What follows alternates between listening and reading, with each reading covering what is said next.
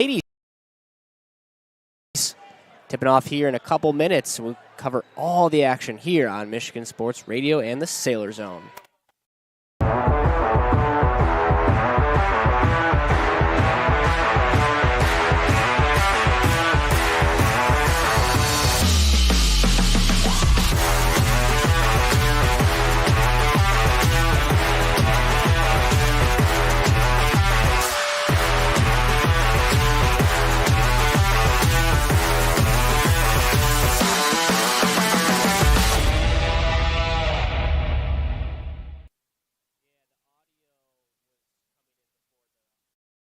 Weights have been lifted.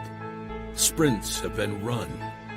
Preparation for today's game is history. It's time to get it done. You're listening on MichiganSportsRadio.com.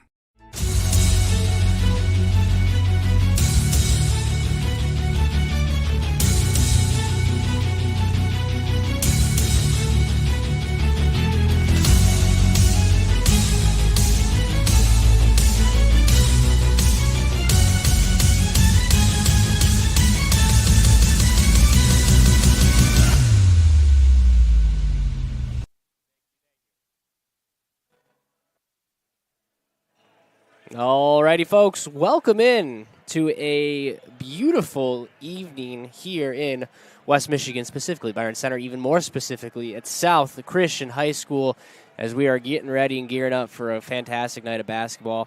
I'm Bryce Sack, pleased to join you here alongside my partner in crime tonight, Kyle Kowalski. Kyle, great to have you this evening. Two great games again tonight, Bryce, on a beautiful Friday evening. Sunny finally out there, but we're inside ready to go.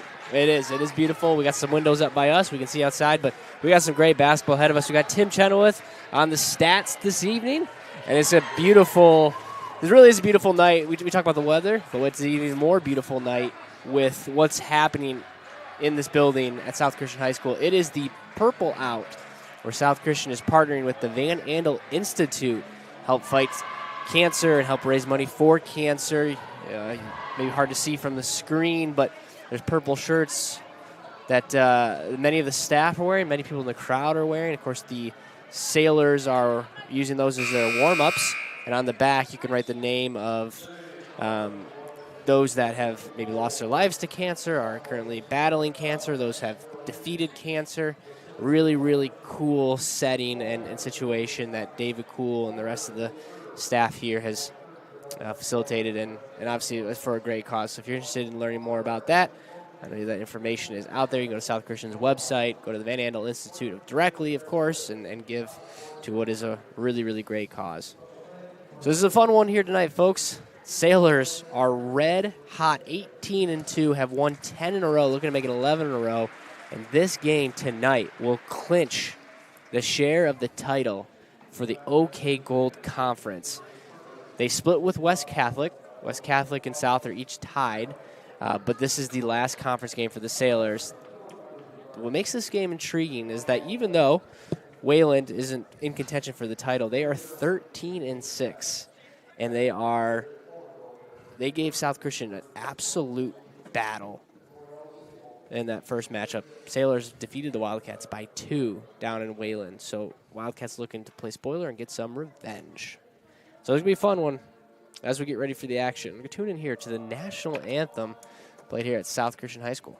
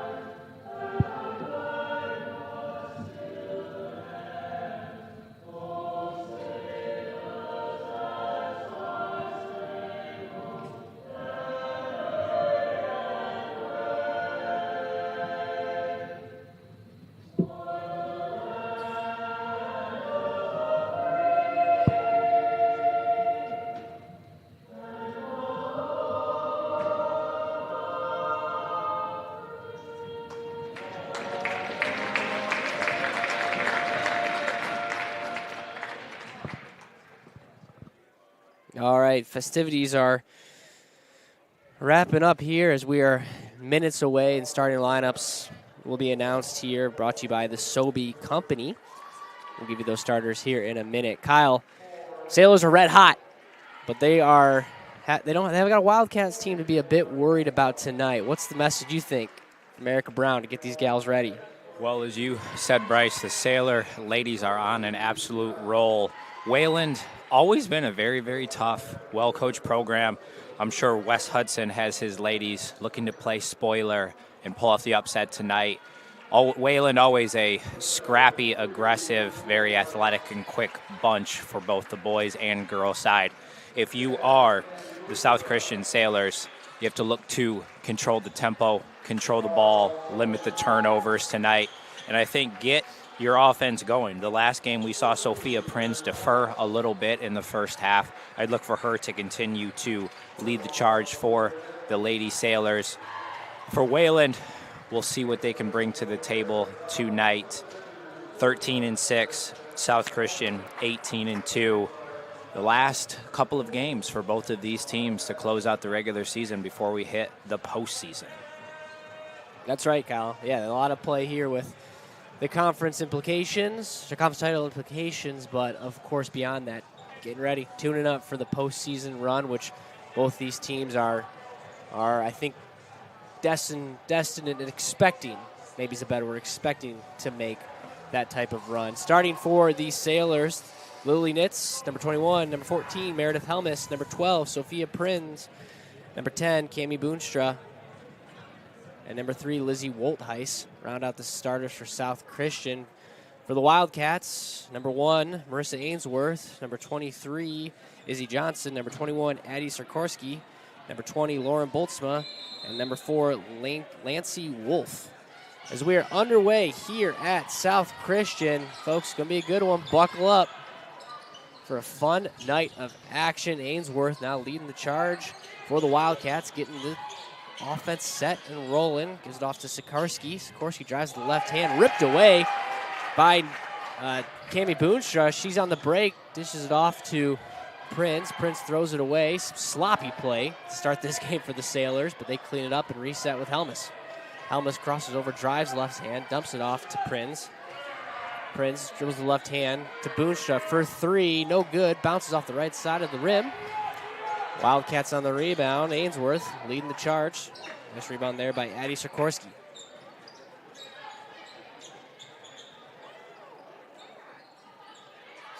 Ainsworth to Johnson. Izzy Johnson, top of the key, guarded by Helmus. Spin move, crossover. Nice defense, has to reset. It's going to cross over again from the top of the key. Drives the left side to Ainsworth. Ainsworth dribbles it out. Sailors holding true on the defensive front, not letting anything get inside. Ainsworth gets the screen, doesn't take it, goes the opposite way. Ball gets tipped out by Prinz and goes off Ainsworth's foot. Turnovers. Ball back to South Christian. A little bit of a sloppy start, Bryce, as you mentioned, for both teams on both ends of the floor. Let's see if South Christian can get a basket here to kick off the game. Again, this last game, 2-point margin of victory between the two.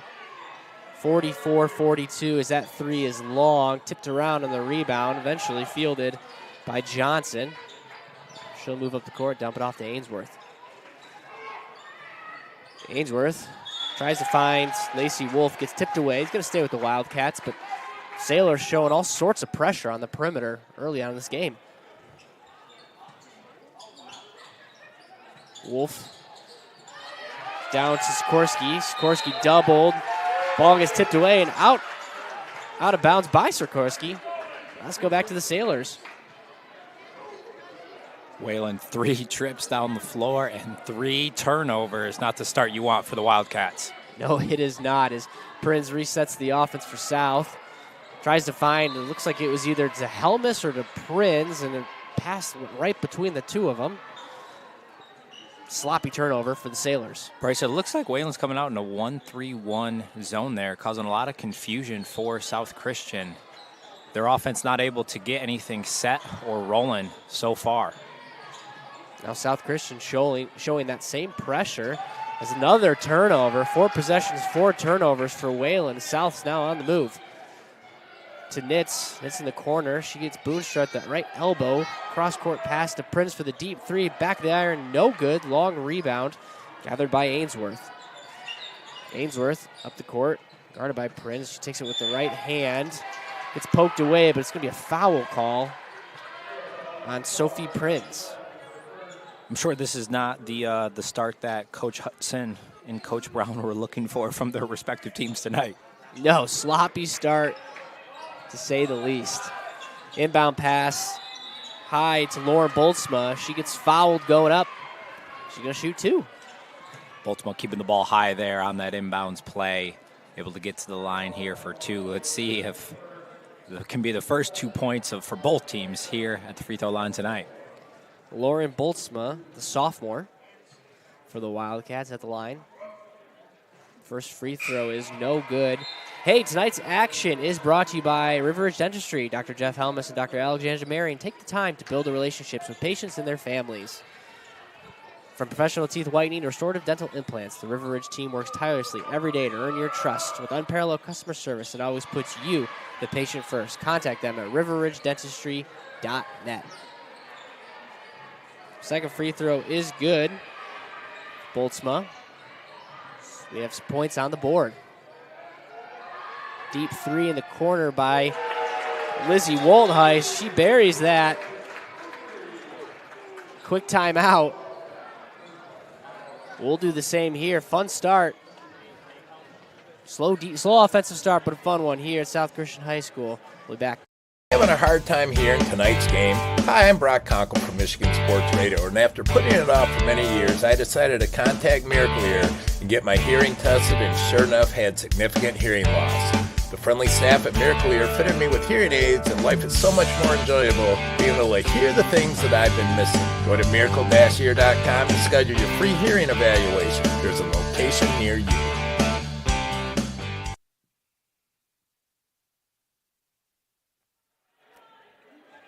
All right, welcome back. 3-1 is your score with just over 5 minutes to go in this game. This first quarter of action is also brought to you by Choice One Bank. For over a century, Choice One Bank has been committed to serving the financial needs of West Michigan. Choice One is a team of bankers, investors, lenders, and consultants who work tirelessly to support their neighbors. Whether you're an individual, a family, or a farmer, or a local business, Choice One Bank helps you reach your goals. That's Choice One Bank. Another steal for South Christian as they get to go to work on offense. Prinz with a nice crossover through the zone, tipped away, but she fields it. Finds an outlet for Not to Woldheis, to Helmus. Helmus drives the right hand on that right wing. High floating banker is in. Nice take from Meredith Helmus. What a shot there by Helmus.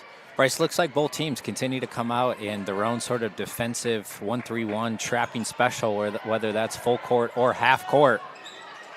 Both teams looking to slow the other one down. As Ainsworth finds an open Addie Sorkowski.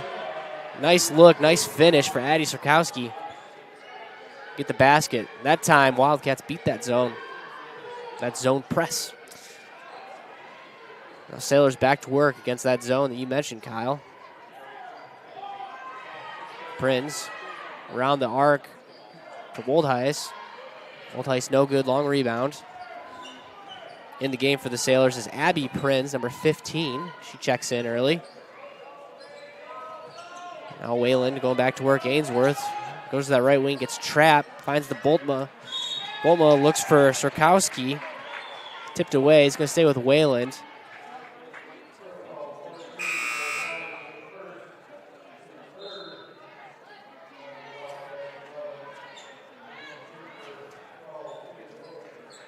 God, the Wayland Wildcats have some height, don't they? Between Addie Sorkowski and Lauren Boltzma. It's a tall lineup. They absolutely do. You are correct there, Bryce. They look to get it inside. Again, you can see that's exactly what they're looking to do on these inbounds plays. Yep, it was just exposed right there and right away on that inbound. They go right to the big.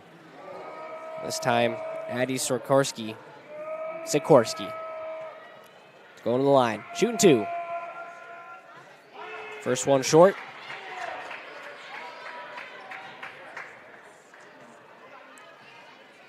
In the game for the Wildcats is number 12, Kaylee Lown. As Sikorsky hits the second. Makes one of two. Cuts the lead to one. Again, a lot of the lines tonight. If you're just joining us, Sailors win tonight. We'll get a share of the OK Gold Conference title. Nitz for the three in the corner, and she's deadly from there, and she makes them pay.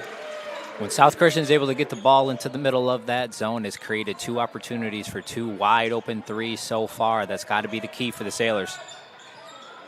And that pressure is causing problems. Wayland has had a hard time getting the ball across the line, and Nitz goes to work on the steal, gets fouled, driving down the lane. Oh, they're going to say that one's on the ground. Woldheis back in the game for Knott. That is Lizzie Woldheis.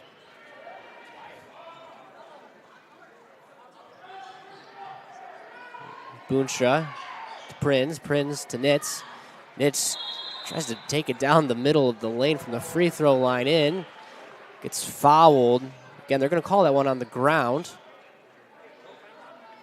Looks like she almost got stuck in the air there, but it's bailed out by the whistle. Sailors on the inbound. Gets ripped away. Ainsworth on the move for Wayland.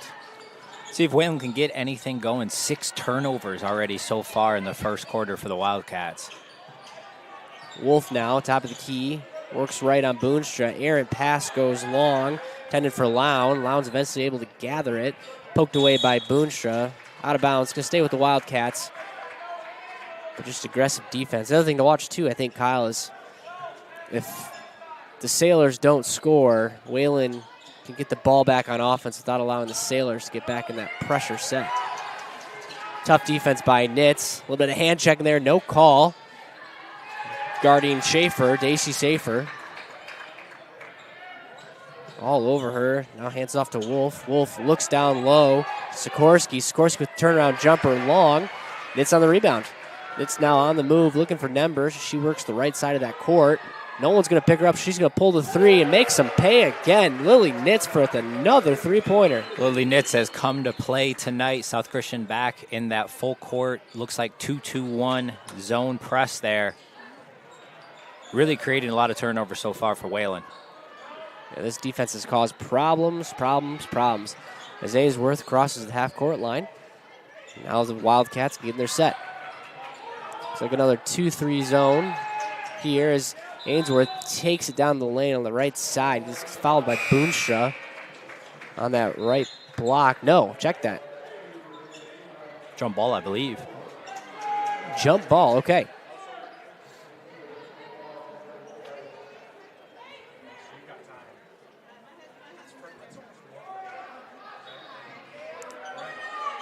Lainey Wolf on the inbounds.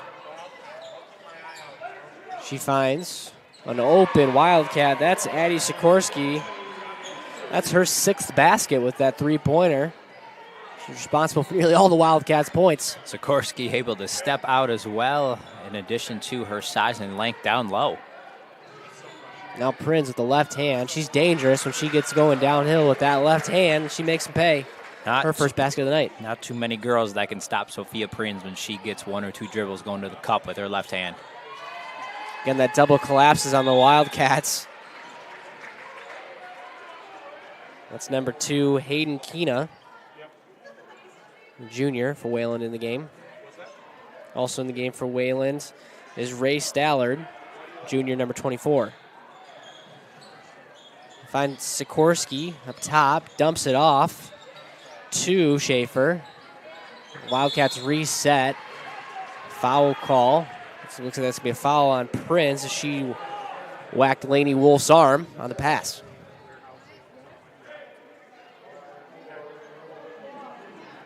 Hey folks, since 2009, Burgess Surveying has been helping Michigan grow by providing accurate land surveys. Regardless of your project size, you can be confident that we'll complete your land survey with precision. Attention to detail, responsiveness, communication are foundational to our process because these are the qualities that our clients appreciate the most. That's Burgess Surveying. Lainey Wolf hits the first. Always tough to shoot free throws. Right in the face of the South Christian student section.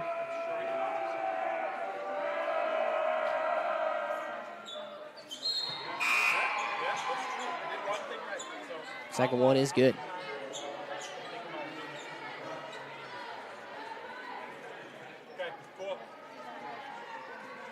Just a minute to go in this first quarter of action. It's been an interesting one, a defensive one for sure, as Natalie Woldheis, number 1 in the game for the Sailors. Ball gets tipped away on the pass from Helmus. Stay with South Christian on the sideline. Boonstra on the inbound, gives it to Helmus, top of the key, through legs crossover, guarded by Schaefer. Dumps it off to Woldheis. Woldheis with one dribble to her left, pivot foot, down to her sister on that wing. Tries to inbound her to the entry pass to Boonstra. Gets tipped away. Tough pass there by Woldheis. A little bit of an interesting angle there in order to complete that one. And great defense by Lily Nitz. She was all over Hayden Keena. Tipped the ball off Keena's leg, and another turnover for Wayland. And I'm sure Wes Hudson is fired up. Well, Bryce, I was just watching over at the scores table. Looks like they added the points up a little bit wrong there in those past free throws. 4-point game. If you're Wayland, only down by 4 with so many turnovers, you have to be pretty pleased so far. Yeah, really, really good point. There was a bit of confusion on the scoreboard, and now it's only a 4-point game. Sailors need something on offense. Woldheis tries to dump it off to Boonstra, and just another bad pass. That's going to go back to Wayland. South Christian with 4 of their own turnovers so far in this first quarter. Wayland with 7. Sloppy defines this first quarter, Bryce. No doubt about it. It has been one for both coaches probably to forget. But we got to build off of. We got 5.3 seconds to go. Wayland will get one last look. As the inbound pass goes to Ainsworth. Ainsworth guarded by Boonstra. Nice defense. She hurls up a 3, and that's no good. 13-9 is your score, and this is fun, interesting first quarter of action here in the first game of our doubleheader. South Christian up 4 going into the second quarter. We'll be back here on Michigan Sports Radio and the Sailor Zone. Don't just find yourself, make yourself. Start businesses, build bridges, save lives, raise a whole city. This is your future, so take it and move all of us forward. Have you recently collided with a deer or been caught in an unfortunate accident? Don't worry, Car Center Collision and Glass is your trusted partner to bring your vehicle back to life. With convenient branches in Cedar Springs, Burton Heights, Alpine, and Big Rapids, we're right around the corner to provide expert assistance. From collision repairs to mechanical fixes, we're your one-stop solution for all your car needs. Check us out at carcentermi.com.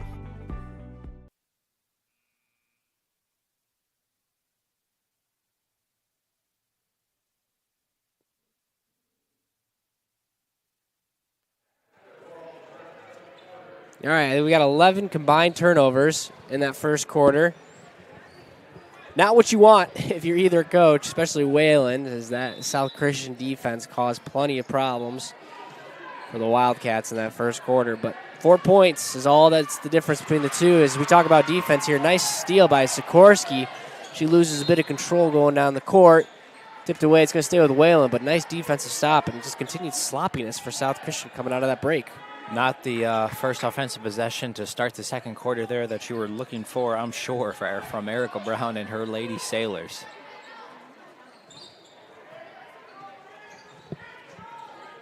Sailors now back on defense. They try to look down low to Sikorsky. She's got an open girl, and Wolf down low doesn't see her.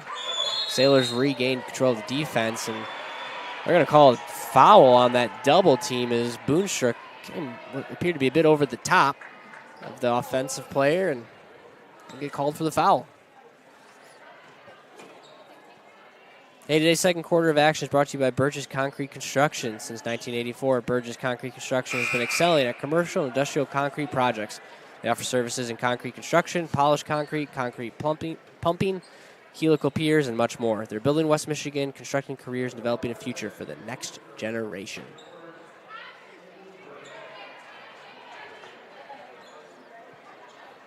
A little bit of logistical work here by the officials. Things figured out, and they do.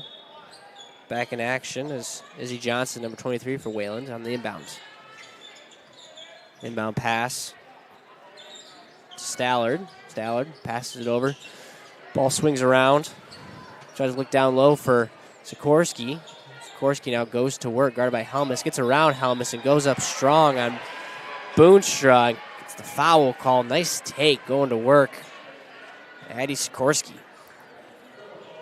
The junior's been the bright spot so far for the Wildcats, both inside and outside. Great handle, able to get to the bucket, causes a little bit of length and issues on the defensive end for Wayland as well. Yeah, she's been a tough guard. She's really been the focal point of the Wildcat offense. She has 7 already.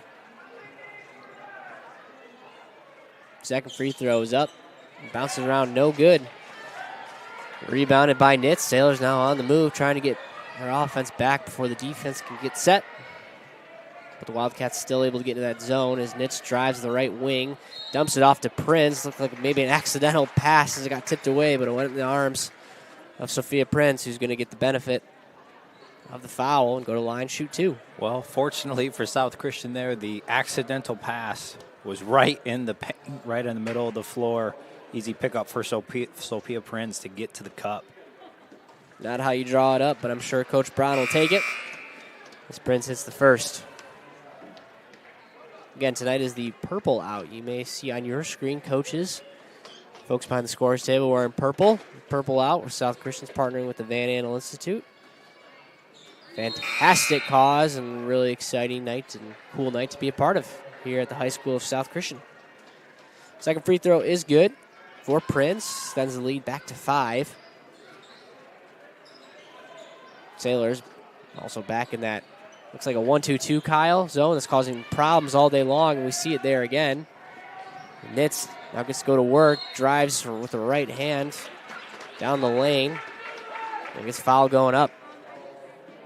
Those front 2 sort of levels there of that zone, Bryce, as you mentioned, the 2-2-1, cause a lot of problems for opposing guards. A lot of quickness between, mostly led by Sophia Prinz there. Leads to a turnover. South Christian continues to build on that lead. Yeah, it really feels like a lot of Wayland scoring opportunities have come off missed baskets or out of bounds plays, because they've had a lot of trouble getting the ball up the court against this pressure. Yeah, it looks like a 2-2-1. This time Sikorsky handling the dribbling responsibilities as she gets tipped away. Again, staying with the staying with the Wildcats. But nice defense there by Sophie Prinz. 6:47 to go. Sailors up 7. And this opportunity to clinch the OK Gold Conference title, at least a share of it. Win tonight, we'll get you a share of the title with West Catholic. Caps off a great season. Sikorsky gets double teamed and ripped away by the Sailors. Woldheis now on the move. She's got a helmet, doesn't see her. Gives it to Prinz. Prinz goes to work with that left hand again. Takes it strong. And gets bumped. Can't complete the basket, but she's going to go to the line. South Christian paying a lot of attention to Sikorsky, as you can imagine, down on the defensive end, able to force that turnover there. Leads to good things on the offensive end for him. Sailor's been excellent from the line.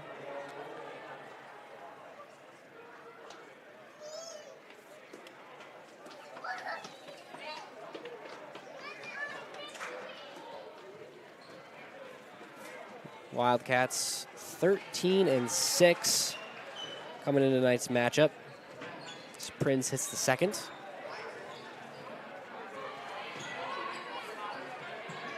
So this time the Wildcats do beat the press. Izzy Johnson swings it over to Wolf. Wolf misses the 3. Long rebound goes to Nitz. She looks to turn and go, but gets fouled by Lauren Boltzma.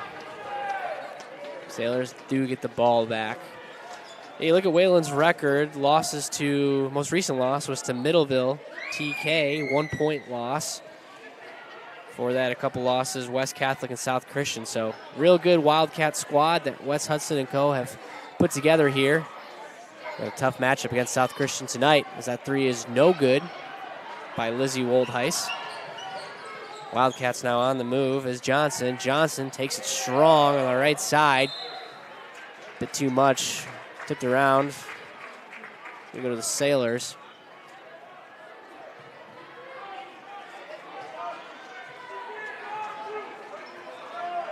Wayland with only 1 point so far in this quarter. coming off a free throw.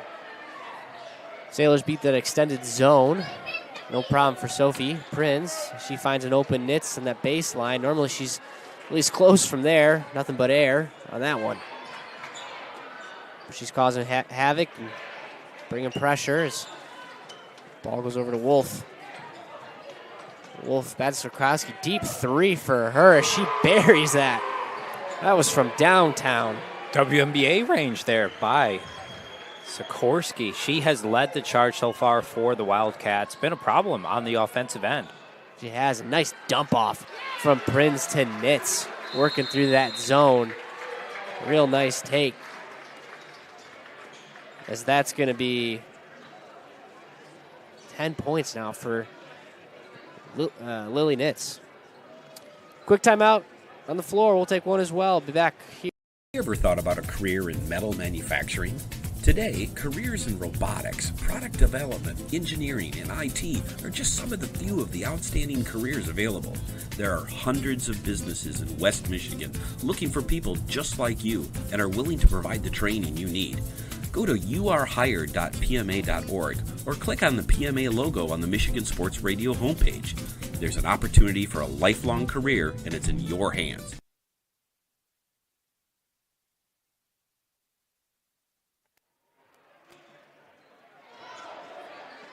All right, welcome back, folks. Sailors extending the lead to 8 points. Big first quarter for senior guard Lily Nitz. She's got 10 in this game. Has led the charge for the Sailors, thanks in large part to Sophie Prinz, who's responsible for 6 of her own, as well as a couple steals and a couple nice assists. This pressure is causing some problems for Wayland as they were able to break through the press. Swings it across court, skip pass to Wolf. She hits that three. A little bit of life now on the Wildcat offense. Cut the lead, or the deficit I should say, down to 5. Good things continue to happen for both teams when they're able to get the ball in the middle of each respective team zone. And that's what they need as well. A nice defensive stop. That jump ball is going to go to Wayland. They have the possession arrow. So a nice sequence of events for the Wildcats coming out of that timeout. If you are West Hudson, you have to be the spot that you're in, despite the turnovers, the sloppy first half, only down by 5. Deep shot by Sikorsky, rebounded by Charlotte Murkowski, the junior in the game. Tie up. Possession arrow goes the other way.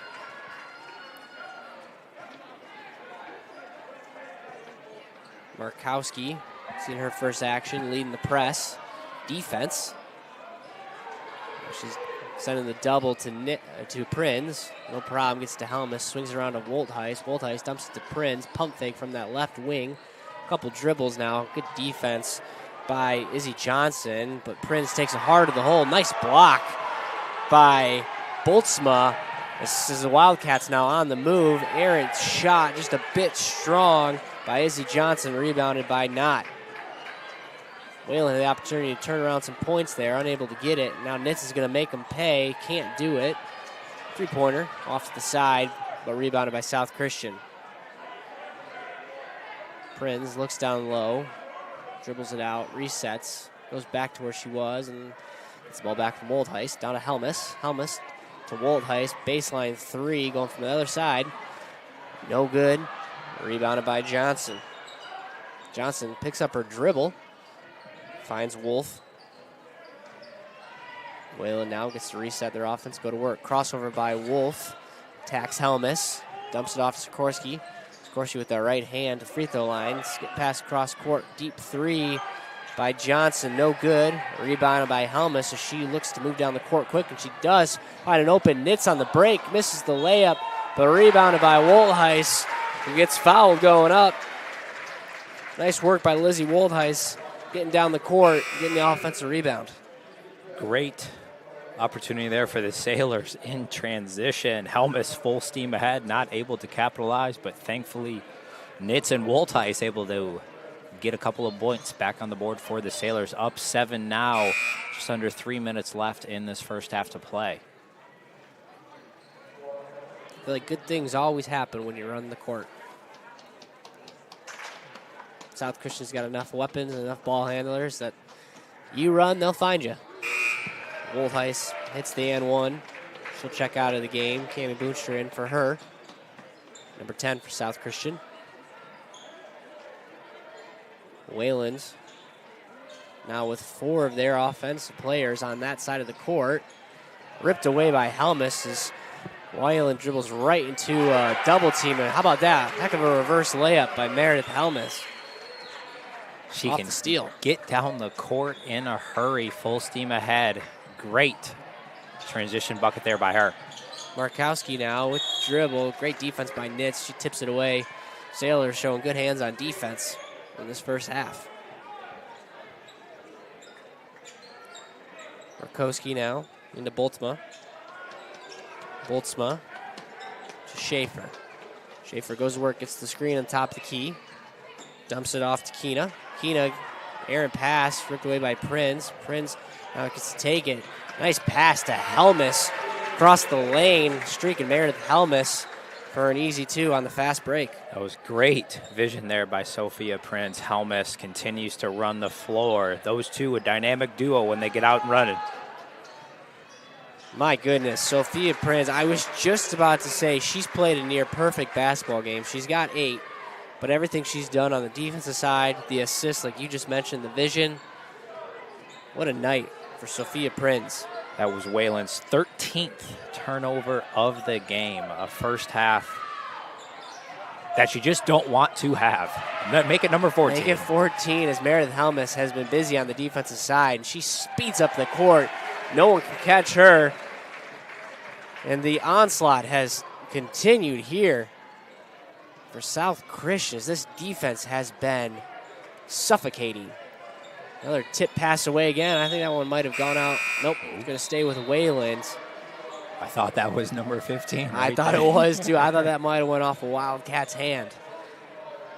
But I tell you what, I mean, you know, maybe not the greatest offensive play by the Wayland's offense, but give credit to this defense. My goodness, it's been problematic for Wayland here. And I know Coach Brown is thrilled with what she's seeing.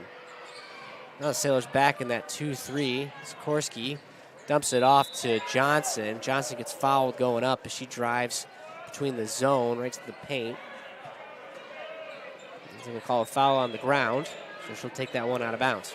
Well, Bryce, as you mentioned, whether it's the half court or the full court zone pressure that South Christian continues to apply, Prinz and Helmus at the top of that just cause so many problems for an offense trying to get into their own sets. Another turnover there as they're trying to hit Stallard on the inbound pass. Couldn't get a handle of it. It's now missed three-pointer by South Christian. Much needed stop for the Wildcats. As Ainsworth now looks to go to work. Down low, but tipped away. Busy hands by South Christian. Almost saved. Nice defensive play by Kaylee Quist. Just defense continues as Kaylee Quist comes off the bench into the game for South Christian, making plays. Inbound, now to the top of the key. Goes to Boltzmann, back to Ainsworth. And Ainsworth gets dribbled in a couple screens. She works with the left hand, takes it. Better block by Abby Prinz, but tipped around and gathered by Johnson. She goes up strong with the right hand. Nice take recovery there by Johnson. Deep three. For who's that? Wow, Kaylee Quist comes out of nowhere. And the Sailor ladies are pumped up for her as she buries a three in the baseline. It is extending the South Christian lead 35-18 going into halftime. And boy, oh boy, what a first half of action that was here at South Christian High School. We'll take a quick halftime break. We'll be back. Go over everything from the first half of action here on Michigan Sports Radio in the Sailor Zone. The 76 Diner and Truck Stop would like to invite you and your families to come and check out their diner. With locations in both Byron Center and Coopersville, they're a great place to stop before or after the game. They have a wide variety of menu choices to feed all the kids. They serve breakfast hot all day, and they're able to accommodate all of your large group needs. Their full menu is available for takeout orders, and they have online ordering at 76truckstopdiner.com.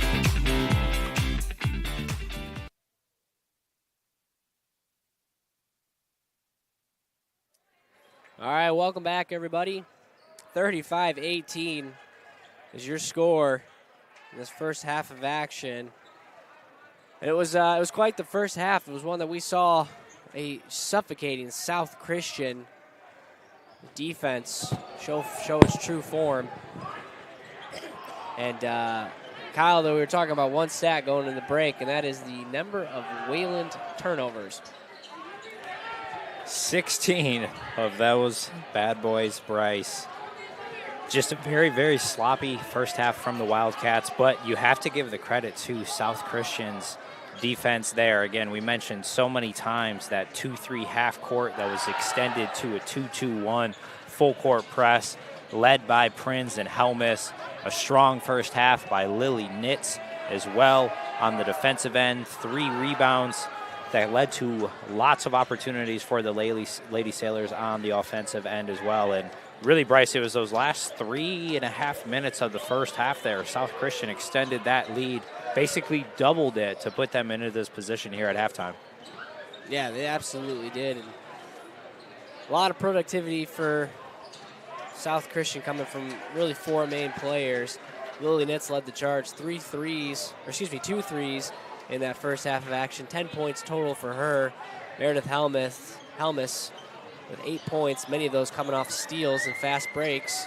Sophie Prinz, who's been doing everything tonight, she's got 8 points, but again, she's made plays on the defensive side and has facilitated wonderfully for South Christian. And Lizzie Woltheis with 6 points of her own.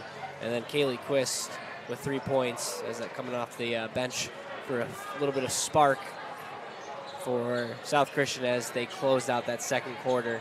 A lot on the line tonight for South Christian. They win tonight. They'll claim a share of the OK Gold Conference title with West Catholic. Again, they'll be in the same, I believe, in the same regional, so that could be an exciting crash course in a couple of weeks as these two teams have the opportunity to play each other again. That is West Catholic and South Christian. But tonight, Sailors got to get through Wayland, and so that's about as good of a first half as you could have for the Lady Sailors and for Coach Erica Brown. It's a fun first half of action. We'll got all your action again after this break. We'll send you out to Lansing for a quick message from the MHSAA. We'll be back after this here. MHSAA representation in this year's and past Super Bowls, and the first batch of 123 hockey tournament games is nearly here. I'm John Ross, and this is This Week in High School Sports, powered by the Michigan Achievement Scholarship. For a select handful of people, becoming an MHSAA registered official has been a pathway to working some of the world's biggest games.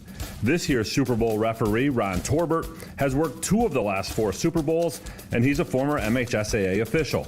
Ron's also a graduate of Michigan State University. Like Torbert, Dean Look is an MSU grad. In fact, Look played football at MSU and finished 6th in the 1959 Heisman Trophy voting. He played professional baseball and football before starting a career in stripes. Look has worked 3 Super Bowls, numbers 13, 15, and 27. And if you've ever seen the famous Joe Montana to Dwight Clark play in the 1981 NFC Championship, you've seen Dean Look. He was in the corner of the end zone as Clark came down with the ball and signaled touchdown on the play that is now known simply as the catch. Look attended Lansing Everett High School before going to MSU. And then there are the Paganelli brothers from Wyoming Rogers High School. Carl, Perry, and Dean, they have all worked the Super Bowl. Carl and Perry are the first set of brothers to work the same Super Bowl, that coming in 2007. In total, the Paganellis have worked 8 different Super Bowls. Remarkably, in 13 of the 59 Super Bowls, one of Torbert, Look, or a Paganelli brother has been on the field. That's nearly a quarter of the time that the game has been played. A former MHSAA official has been on the field as well. If you'd like to get involved officiating games, register online. Just go to MHSAA.com and click on Officials. It's time for Game Balls, when we highlight a trio of standout performances from the past week. First, Jacob Collins scored 14 points for Grass Lake in a 43-27 win over Michigan Center. The victory keeps Grass Lake undefeated on the season and clinches the Cascade East boys basketball title. The Allen Park competitive cheer team, they outscored rival Gibraltar Carlson to take home the Downriver League crown. And to the Cass City wrestling team, they captured their 9th straight district title by knocking off Bad Axe and Ubley. Graduating seniors could qualify for a tuition-free skill certificate or associate degree through the new Community College Guarantee, no matter their GPA or your household income. Or if your child plans to attend a 4-year university or career school, the Michigan Achievement Scholarship Program has them covered. They could get up to $27,500 toward a bachelor's degree or up to $4,000 for career training. Complete the FAFSA to get started at mi.gov/achievement.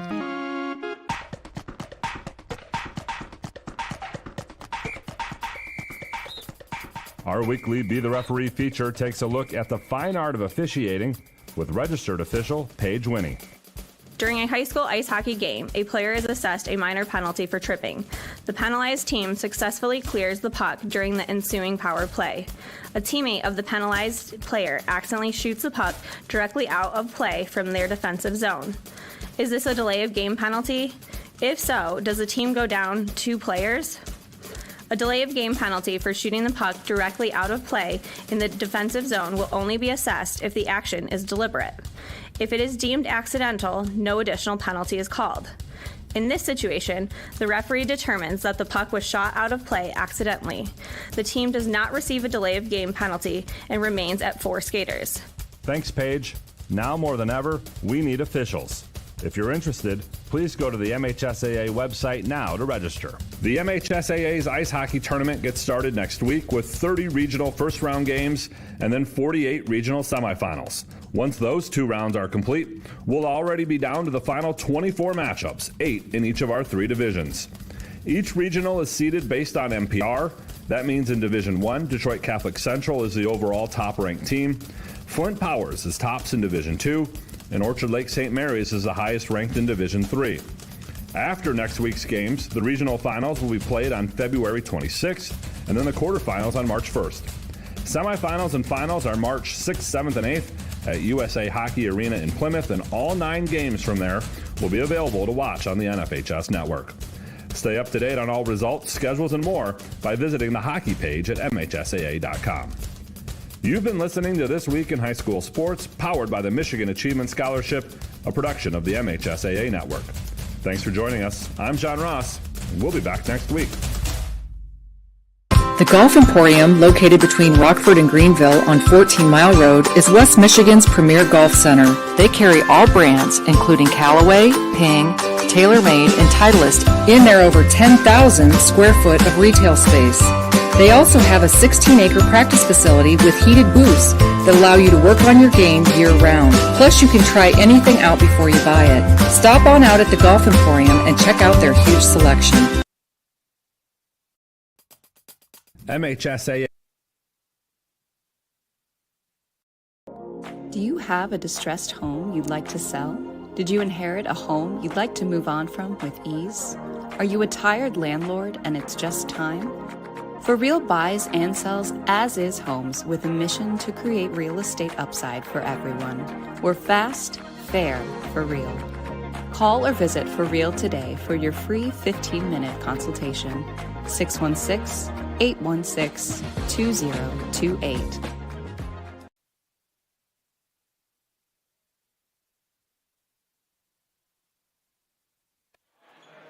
All right, everybody, welcome back. Second half of the first of our doubleheader tonight between the ladies of South Christian and Wayland, Wildcats of Wayland. Great to have you back with you. Great to have you back with us tonight here on Michigan Sports Radio and the Sailor Zone. 35-18 is your score. We saw big first halves by a handful of different Sailors, but mainly that defense. This third quarter of action, though, as we get ready for it, is brought to you by Kent Butcher Supply.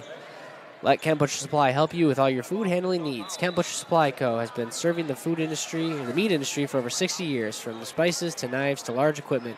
We've got what you need. Shop Kent Butcher Supply today, your local resource for all butcher supplies. Wildcats with the ball. They have to face this 2-3 zone. Go to work, rotating top of the key. Wolf to Ainsworth. Ainsworth dribbles it back over to Wolf. Wolf drives down to that elbow. Swing pass, cross-court pass to Johnson. Johnson with the runner. Tipped around. Nice rebound by Boltzma. Fielded by the Wildcats. They get a reset. Wolf drives the middle of that zone. Dumps it off to Johnson. Poked away by Nitz. Nitz now on the move. Nice defense recovery by Izzy Johnson. She comes up and pokes it away and stops the basket. But another turnover for the Wildcats. Unfortunately, starting the second half, much like a lot of the first half, we'll see what adjustments Coach Hudson makes for the Wildcats as they trail by 17. Nice defense by the Wildcats there as that pass, right? Dribbling by Boonstra, gets tipped away. Sikorsky with the rebound.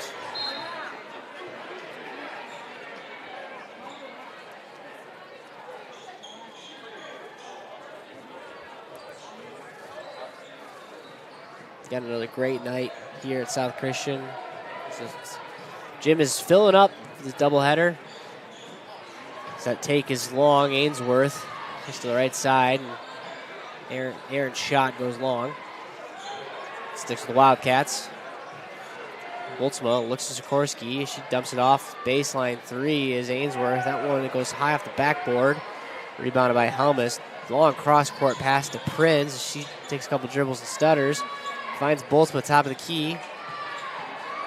Shooting Boonstra top of the key. Oldheis on the rebound. Nice save. Back to Prinz. To Helmus. Helmus takes a couple dribbles through the legs. Dumps it off to Prinz. Prinz directing the offense. Dribbles to her right. Pivots on the lane. Dumps it off to Boonstra. Boonstra to Helmus. Back to Prinz. Prinz now for three. No good. Rebounded by Boltzma. Boltzma out to Ainsworth. She looks to go. Guarded by Prinz. Hard take. She gets the foul call. It's going to be called on the ground, though. I'm sure if you're Coach Hudson, you had to tell your ladies they need to get out in transition, not let South Christian get set in that zone that caused so many problems for them in the first half. I'm sure we'll see the Wildcats look to take every opportunity they can to push the ball ahead and look to try to get to the basket as soon as possible. Inbound is Johnson. She runs out of time, so chucks it off Lizzie Woldheis's knee. Stay with the Wildcats. A little bit of reset. Nice defense by the Sailors.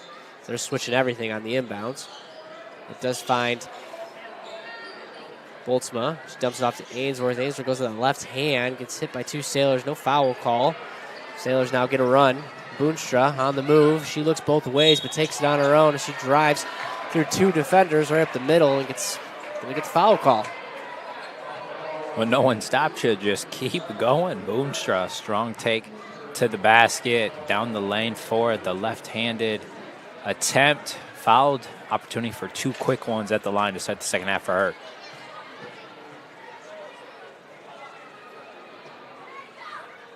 First free throw by Boonstra is good. I'll tell you what, pretty fun. Our first year of us doing this, and the Sailors are number 2 in the area, 18-2 in their own right. They are rolling, and they are a fun team to cover. We're expecting a long run for them, and long passes are not always a problem against this defense. Wildcats able to salvage that. Boltzma regains control. Ainsworth looks for Sikorsky down low. Nice setup on offense as they get Sikorsky in great position in the paint. She can go to work using that baby hook left hand to get 2 in the foul. Well, Bryce, she has really been the biggest glimmer of hope for the Wildcats through that first half. Great position there, down low, easy to take the nice drop step and finish with the left hand. Opportunity for the three-point play, and she does. Yeah, she's been the offense. 10 points in the first half for Addie Sikorsky. Adds another 3 there. Helmus is the speedster, able to break any pressure attempts. Guarded by Wolf. Finds Woldheis. She's guarded by Lown. Boonstra now, top of the key. Sailors trying to figure out something on offense. Helmus uses her pivot foot to Nitz. Nitz top of the key, guarded by Sikorsky.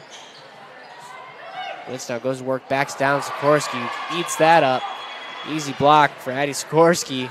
Wayland now on the move. Wayland, who was in a zone pretty much all of that first half, drops to man.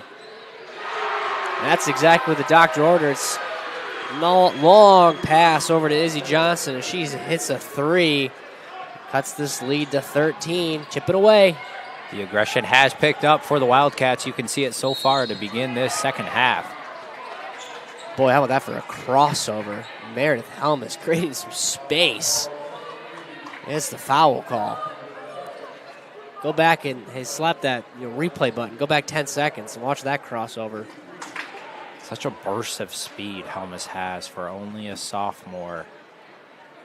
Comes in handy in so many ways, offensively and defensively. First free throw falls.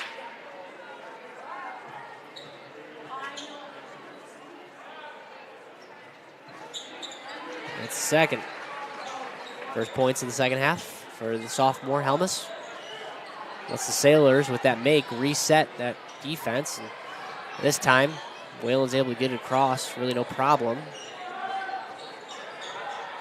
Ainsworth directing the offense. Takes a couple dribbles right wing, resets over to Wolf. Wolf looks back right to Johnson. Johnson swings to Ainsworth. Pump fake, drives to the lane. Nice pass in the paint. Gets tipped away on the shot. The Sailors now on the move. Woldheis crossover, top of the key. Over to Prinz. I think she's going to get called for a travel. She does. A little carried away on the spin move.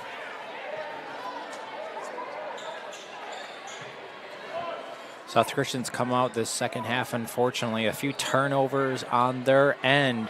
So fortunately up by 15, but I'm sure if you are them, you have to look to be more careful with the ball, continue to push the pace on the offensive end. Able to get it across. Deep three is long. A three-pointer by Ainsworth. They look for Nitz deep down the court. She's able to save it. Boonstra's unable to gather it. Eventually picked up by Kaylee Lown. And that's going to be a foul call back to Wayland.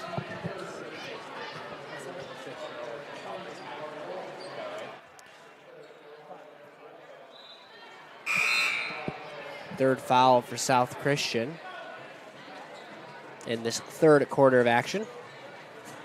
First on Abby Prinz, number 15. Into the game for the Sailors, Natalie Woldheis, number 1. Sikorsky now, tasked to take the ball up the court. She does, crosses the half-court line, finds Boltzma. Back to Wolf, back to Boltzma. She looks down low to Sikowski. Errant pass, tries to be gathered by Daisy Schaefer.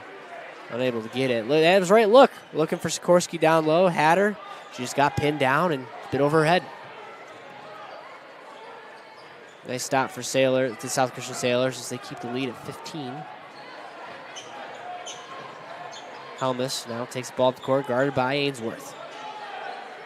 Helmus, dangerous pass to Woldheis. She's able to gather it. Tipped away by Wayland's Wolf. Stays with the Sailors now. Helmus operates top of the key, looks for Woldheis. Woldheis, step back three. That one's wide left, but rebounded by her sister.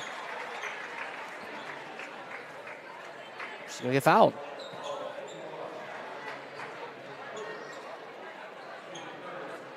Hey, for over 40 years, Stirk Cleaning's goal has been to exceed customer expectations. From residential to commercial and air duct cleaning, Stirk has you covered. When you choose Stirk Cleaning Center, you can rest assured that you're our top priority. Their services are designed to provide you with better living and working spaces. Mention this ad and receive a 15% discount on carpet cleaning services over $150 through February. Turnover for South Christian goes to Wayland.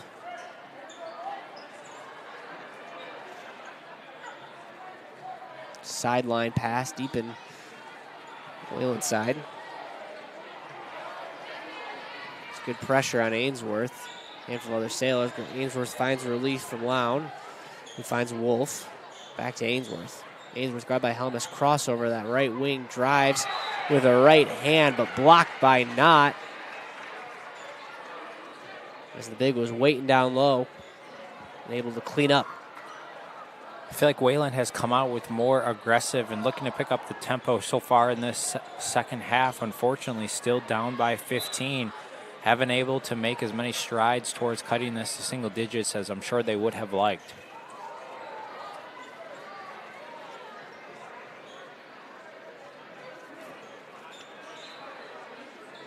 Sailors, that defense has been stout, even on this baseline out of bounds plays. And how about that? Meredith Helmus, great night continues, and she takes it all on her own, Cal. No one picked her up. Meredith Helmus, coast to coast, easy two. She said, I'll block it on one end and take it myself on the other. What a series of plays there for Helmus. She's been doing that much of the night, along with many of these other Sailors. Now Wayland drives the lane, looks down low, long pass. That one's intended for Murkowski, but intercepted by Woldheis. Another turnover for Wayland. That has been the story of the night. Helmus, no one's picking her up. Can't do that. She takes a couple dribbles, swings it to Woldheis. She dribbles with her left hand down the middle, finds her sister. How about that for a connection? Natalie Woldheis, three-pointer. Woldheis able to get into the middle of the lane. Great look, great vision to the other Woldheis, 4-3. Helmus on the tip. Stolen. Sailors, though, can't convert on that steal, but another turnover for Wayland. This lead's extended to 20.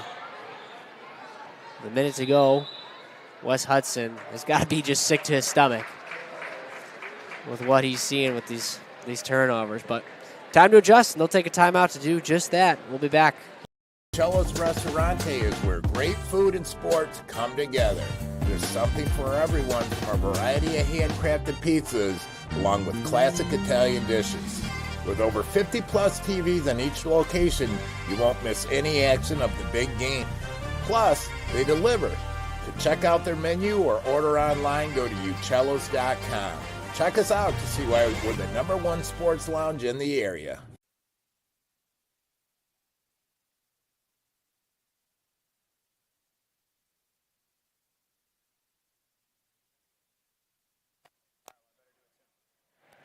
Start. 20 points. That's what the Sailors have as a lead right now in a game where last time these two teams played, 44-42, 2-point victory. This game's looked just a tad bit different. The Sailors already have 44 points. They still have a quarter and a minute to go. Wayland Wildcats, again, really good basketball team. 13-6 coming into tonight. They are third in the OK Gold. Again, the first two teams are South Christian and West Catholic, both 10-1, both one losses to each other. So that third spot is managed by Wayland, 6-4 in conference play. Tipped away, potentially another turnover, but that one I think is going to... It is. It's going to stay with Wayland. Nitz got her hands on that. Tipped it out of bounds. Unfortunately, Bryce, for the Wayland Wildcats, just so many turnovers, unable to get into their offensive sets and just really get anything going at all. That defense, as you mentioned, from South Christian has been suffocating, whether it's inside or outside for the Wayland Wildcats. Great defense by Nitz. Just another one of the Sailors who's been fantastic on this side. All over Izzy Johnson. Johnson now on the inbound, looks down low, long pass, but eventually fielded by Murkowski. She looks to go to work. Tries to pivot on that baseline, and she gets caught with her foot out of bounds. The 21st turnover of the night. You know, Kyle, we don't want to harp on the kids and the athletes. We're just sharing the stats. 21 turnovers. Unfortunately, tough. As you mentioned, I mean, that fact has been the story of the game. You clean a couple of those up, 5-7, and this could look a little bit different, I'm sure it would not be a 20-point deficit. Yep, great point. All right, now Helmus gets to go to work, and she's going to take this one down to the buzzer. She drives to Nitz. Nitz forces up that shot. No call, no whistle. It's going to stay with the Sailors. This is last touched by Charlotte Markowski of Wayland.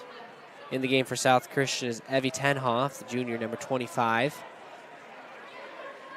She's getting her first action of the evening. There's Nitz on the inbound, gives it to her down low. Nice setup, can't finish. It's tipped around and rebounded by Johnson. Nice defense there. Bryce, that was a Prince. Beautiful line formation inbounds play there by South Christian. I really like that one. They're back in it. Let's see if they can get another opportunity to close out this quarter. They find Woldheis, who forces up the shot. I think she maybe thought there was less time than what there really was. She forced that one up just a bit early, but still 0.6 seconds to go in this game.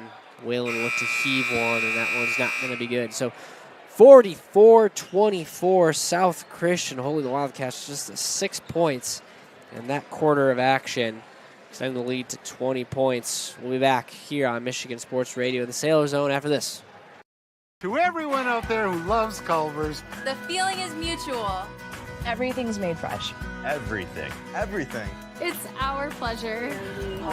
This is me and my happy place. I wouldn't trade our Culver's for any other restaurant. Culver's. Yay! We love our guests. Love. As much as our guests love us. This is me and my happy place. from Wisconsin with love.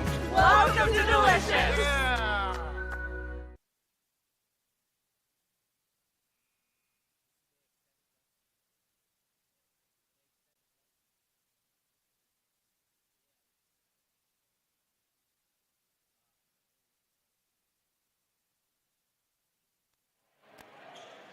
All right, 20 points is your difference between these two teams. Again, just worth noting, this last game, there's only 2 points in terms of a difference between the two scores. A little bit different tonight as the Sailors' defense has been absolutely suffocating. 21 turnovers caused has been the story of this game since tonight. Sailors with their starting lineup now back in the game. Start this fourth quarter, final quarter. Helmus, who's misses everything again.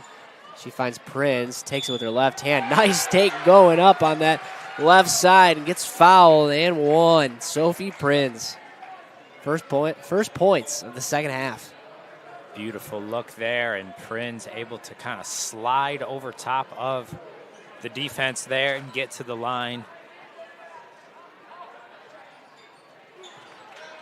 Hits that and one free throw. Completes the three-point play. Now Wayland's got to break this press. They'll look for Amesworth to do that as she heaves it up to Sirkowski. Finds Boltzma. Deep three, the baseline. That one's long, but nice rebound by Sirkowski. Or Sikorsky. Sikorsky for two.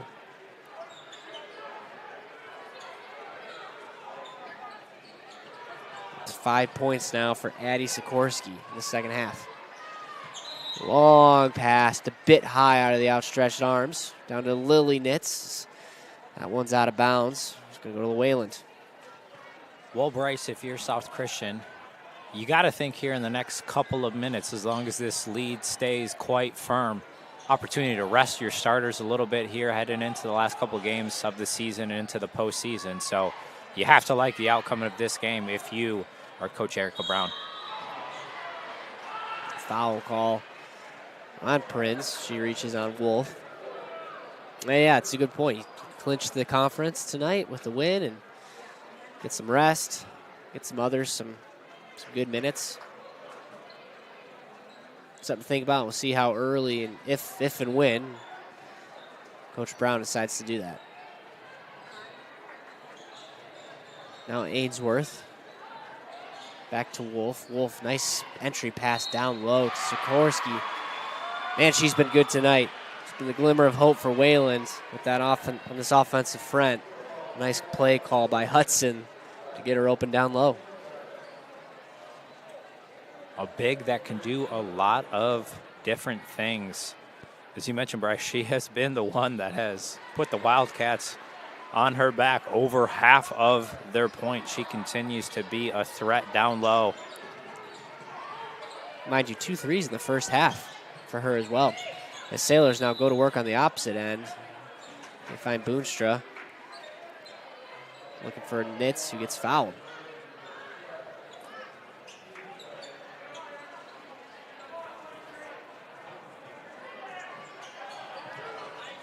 Nitz on the inbound. For some moving Sailors, finds Prinz. She'll reset on the left wing, working her way towards the middle with the right hand. Finds Helmus, top of the key, swings it to Nitz, baseline 3. That's easy money for her. Lily Nitz with another 3-pointer. Third 3-pointer of the game. She has had quite the solid senior night herself. Yeah, that's a good point. There will be a senior night celebration between these two games. So stick around for that. We'll air it. Of course, have our post-game, pre-game, between-game coverage. And we'll, of course, send it down to the court to enjoy some of the senior night festivities here at South Christian High School.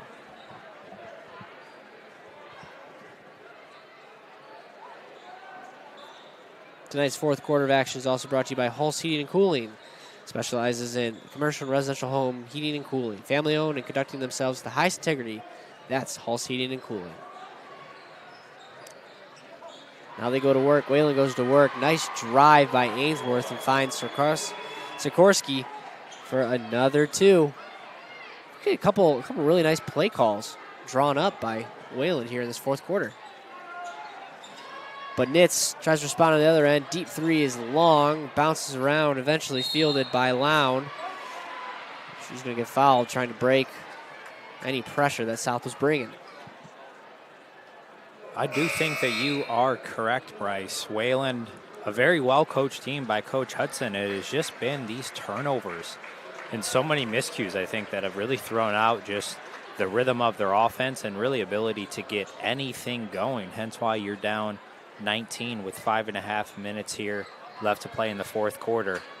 Could be a totally different story if those turnovers are not so plentiful, but Sikorsky has been the one to carry the Wildcats all night long. Now Wayland trying to get some life. There's Sikorsky again with that 3. She hit 2 in the first quarter, or first half, excuse me.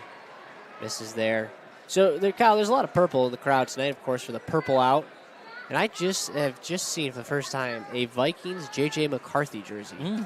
Big Michigan fan here. You and I both are. Michigan's got Michigan State tonight, so I'm sure if you're tuning in the boys' game, you can get both screens going for that game tonight. But shout out to J.J. McCarthy Vikings jersey. I like it, kid. Also, supporting the fight against cancer. Dusty May got his extension with Michigan tonight. I bet you David Kuhl's thinking I got to give Erica Brown an extension as well after this incredible run that they're on. Going for their 19th win of the season. As Lainey Wolf hits the first free throw. Really has been quite the impressive season for South Christian. As long as they're able to hold on here these last 5 minutes or so, a 19-2 record coming South Christian Lady Sailors' way as they enter the final week of the regular season. You got to like their chances to make a very, very deep run in the postseason, Bryce. Indeed. With some 5 minutes to go. Sailors now going to work against the zone. Prinz, the 15-footer, no good. Fielded by Lown. Back to Ainsworth now. Ainsworth, top of the key, looks for a screen, doesn't accept it. Drives the right hand on Helmus, but she's going to get caught dragging her feet. Call for the travel. Sailors will be top seed in their districts. I don't believe the Knights have been set or scheduled, but we'll be the top seed down in Hopkins. We'll have that action for you, but that's where we'll get to see the Sailors postseason run start. Should be a ton of fun. They got one more against Hamilton next week to close out the regular season. Tough take by Ainsworth. Just a bit strong. Trying to go off the glass, unable to. Tipped out of bounds. We'll stay with the Wildcats. You know, Bryce, I was just looking. South Christian ranked number 8 in Division II in the girls' rankings. Very interesting, though. West Catholic number 5 in Division II. So the OK Gold, 2 top teams, most likely going to be co-champions of the conference. Who knows if and when they would meet in the postseason, but 2 local Grand Rapids teams in the top 10 of the Division II girls high school basketball rankings. Kyle, I don't know who West Catholic has tonight, but if they have a non-conference opponent, be interesting to see what's at stake for them as well, because if this game continues as it's looking, the Sailors are going to clinch a share of the title this evening, which again has been nothing short of impressive. We're seeing a ranking for the Sailors, number 8 in the state, and of course number 2 in the West Michigan Sports Radio Power Poll as well, only behind Rockford. Of course, Rockford, who's been one of the top teams in the state all season long. Not bad company to be behind if you're going to be behind anybody. Sikorsky goes the line.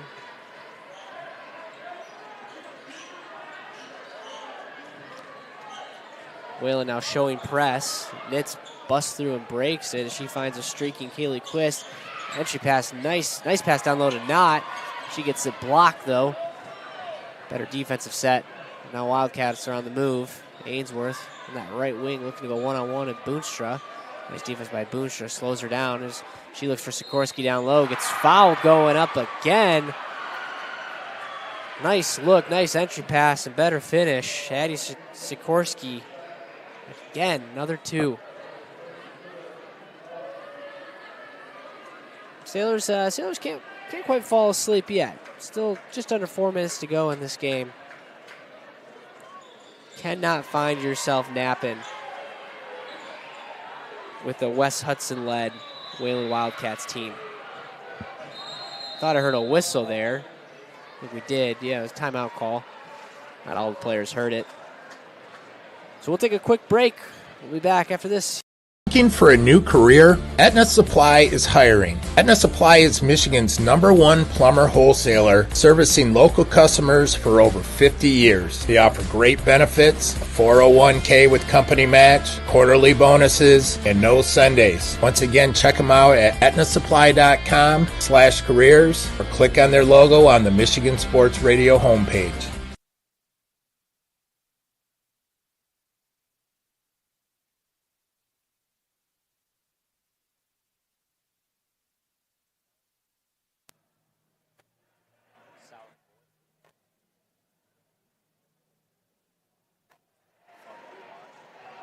.352 to go in this game. Wildcats not going away, sticking around.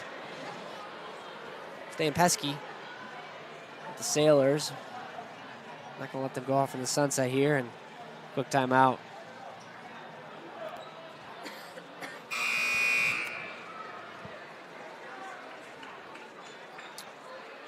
.50-37.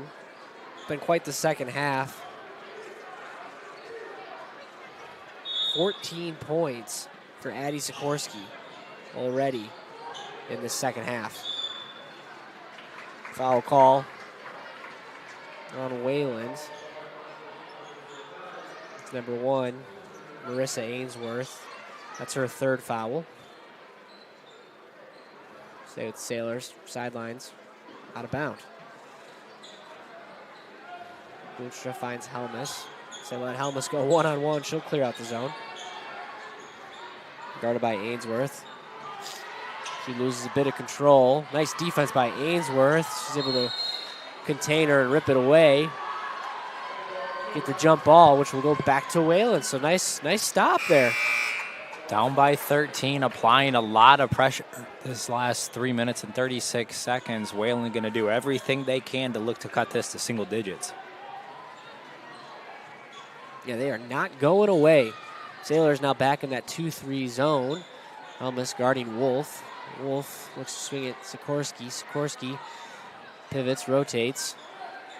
Doubled by South Christian. Back to Wolf. She dumps it off to Ainsworth. Cross-court pass to Korski. Finds an open Wolf on the baseline. She drives. We're ripped away by Knott. Nice defense by South Christian. Knott resets to Helmus. Wayland with the opportunity there. Cannot convert. They send the double on Helmus, but back off. They find Quist, who drives baseline and looks for Nitz. She gets fouled going out of bounds.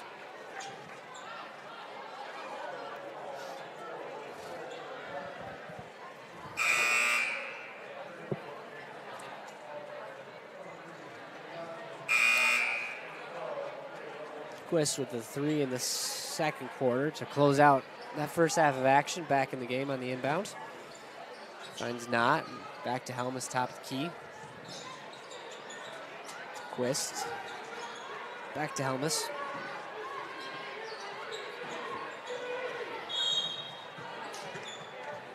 They're going to call a foul. Yeah, that's foul on number 2. Hayden Keena, first foul, of the game for her. Going to be a little bit of the free throw game here, I think, Bryce, for South Christian to totally close this one out. Both teams are in the double bonus, so Helmus will get 2 no matter what. She hits the first.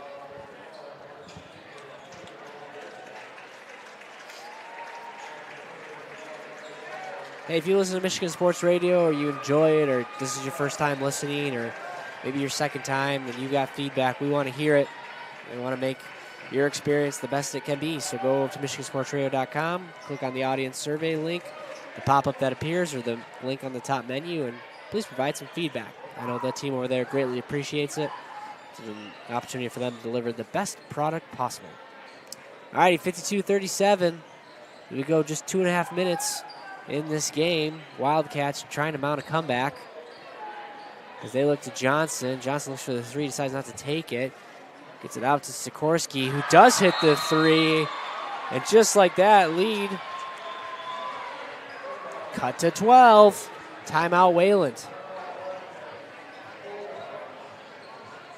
They're going to take a full timeout. So will we. Don't go anywhere. Buckle up for the fun final 2:18.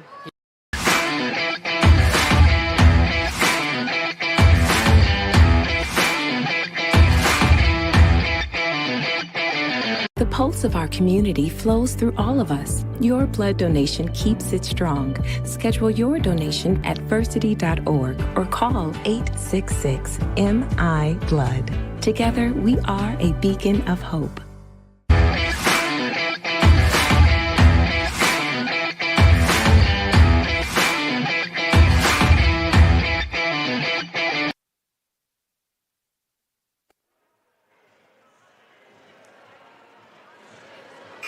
Alrighty, 2:18 to go. Sailors up 12. Kyle, you made a point in the break that Sailors may have taken out the seniors as like a celebratory exit. And then Sikorsky kind of spoils some of that, hits that 3, cuts the lead to 12. And this one ain't over yet, folks. It will be up to the underclassmen to close out this one for the Sailors. Yeah, interesting move here. As Brown's trusting her underclassmen younger, although Lizzie Woltheis is still in the game. But she's a junior, so you're right. That means some of the starters are out. 2:07 to go. Clock is ticking. Sailors going to look to get a couple stops on this end. Back in that 2-3 zone. Boy, if you're Wayland, you got to look to pretty much get the ball to Sikorsky. Almost let her fire away. She's working that opposite side. Nice take. Automatically looks to Johnson down low. Intercepted by Nitz. She read that one like a book. Excuse me, that was Nitz. That was Tenhoff. Read that one like a book the whole way. Sailors now not looking to score, looking to just burn some clock. Wildcats probably going to have to foul. Helmus now top of the key. Goes to work. Nice take by Helmus. She gets fouled going up. I don't think the continuation is going to count as... No, I'm sorry. Timeout. Timeout called. All right, well, quick timeout here. We'll stay right here. The final 1:29 to go in this game. Mind you, after this game, Burgess Surveying post-game show. Kyle, quick player of the game note. So you've got a couple choices here again. That's another hard week for you, man. Ooh. Buckle up. So we'll announce that. We'll recap the game, and then we'll actually go down to the court for some in-between festivities. It is senior night for South Christian, so the girls and the boys will both be honored. The seniors have been in this program for 4 years now. I had to think twice. I was like, are there red shirts in high school? There's not. Nope, there's only 4 years. That would be something. That would be something. I'm sure there's a lot of guys, old heads, who wish that was the case. Inbound pressure coming. Double team happening on Prinz. Get fouled and go to the line, shooting 2. Freshman able to stay strong there. Great job by Abby Prinz. You got to think, Bryce, if she's able to knock down at least one of these, that it is pretty much good night for the Wayland Wildcats. Wayland with most of their starters yet still in this game. They round out the starting lineup here as Izzy Johnson and Lauren Boltzma come back in the game for Wayland. Abby Prinz hits the first, looking to make the second. Off the backboard, no good, but rebounded by Woldheis. Woldheis gets a double, tough pass, tipped away by Ainsworth. That's going to stay with the Sailors. Nice offensive rebound. You're right, Kyle. That free throw could maybe put this game away or at least go in that direction. Unfortunately, she misses it, but the rebound keeps the ball with South Christian. Inbound to Helmus. Been probably one of the player of the game candidates for sure. Nice double comes on the backside, and that's poked away. Back to Wayland. 1 minute and 7 seconds to go. Clock ticking. And a travel call. Ainsworth with a bit of happy feet at the top of the key. Turn the ball back over. That was number 25 for the Wildcats in this game, Bryce. Pretty much the stat of the game. Again, only down 13 with 25 turnovers. You would think it would be a lot more than that. Yep. Yeah, no doubt. Foul call caused by Wolf. It's a foul on Prinz, number 15. It's her second foul of the game. It's going to send Wolf to the line, shoot 2 in the double bonus.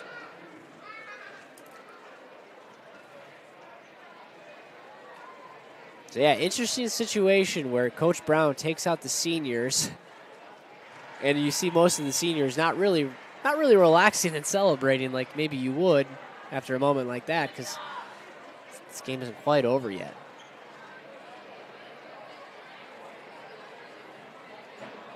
Wolf hits the first and the second. Wildcat showing the press again, gives it to Helmus, to quickly dumps it back to Prinz. Prinz goes to work, looks back for Helmus to defeat the double team. She's got to get the ball across the court. Going to look to Helmus to do that. She does. Quick step for Meredith Helmus. Has some Wildcats chasing her. She finds relief down to Tenhoff. Tenhoff back to Woldheis. Guarded by 2 Sailors. Triple team coming. No foul call. Pivot foot by Woldheis. She just throws it away. Intercepted by Sikorsky. 20 seconds to go. Wildcats need to move quickly as there's a heave down the court. Intercepted by Helmus, and I think that one will about do it here tonight. Helmus just needs to get the ball across the court. She does. Finds Woldheis.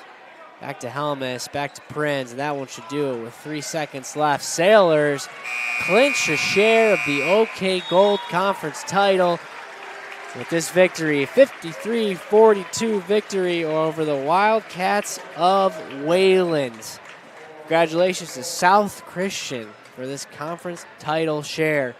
We will take a quick break, and we'll be right back here after this on Michigan Sports. Somebody once said life moves pretty fast, and that's exactly how we like it. Want to build something? Great. Start businesses, build bridges, raise a whole city. Future in fighting crime? Want to save lives? Do it all here. But you've got to go forward fast. Because today is now, and tomorrow is soon. And to get ahead of the game, you got to get ahead of your time. This is your future, so take it and move all of us forward.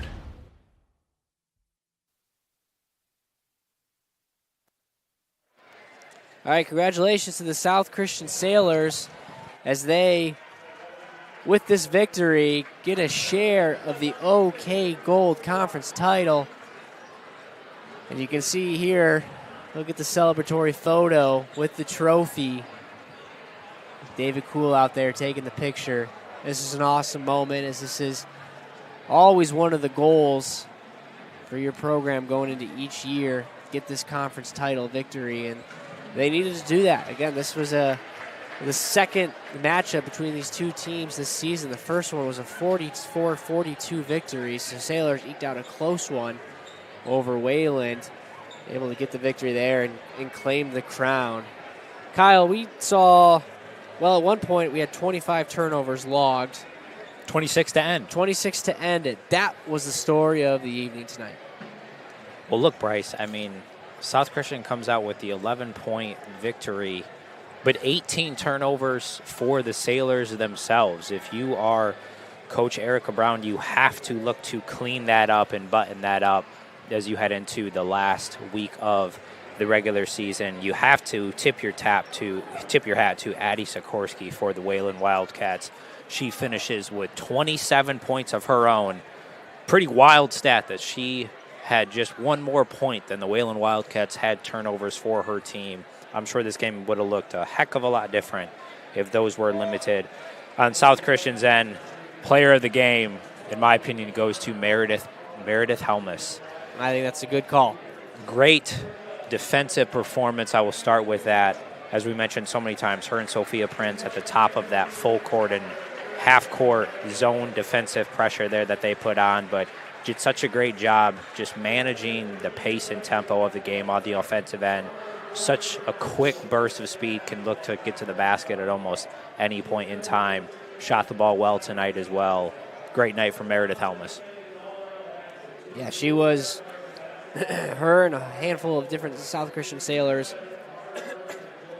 were the difference makers tonight on both ends of the court. And Kyle, you made mention of Addie Sikorsky. Huge night for her, 27 points I've got on my side for her. That's 17 points in the second half for a spectacular performance for the junior. So she'll be back next year. And for the Sailors, as we celebrate senior night here, a couple seniors to note. 13 points for Lily Nitz. She was a force on the defensive side, but then also just a assassin sniper from the three-point line, as she has been all season long. 3 3-pointers for her. Again, 13 points she finished with. The other mention, the player of the game, you said Meredith Helmus, 13 points for the sophomore. But again, filling up the stat sheet in other areas with steals, turnovers, and just pace. And then Lizzie Woltheis with 9 of her own.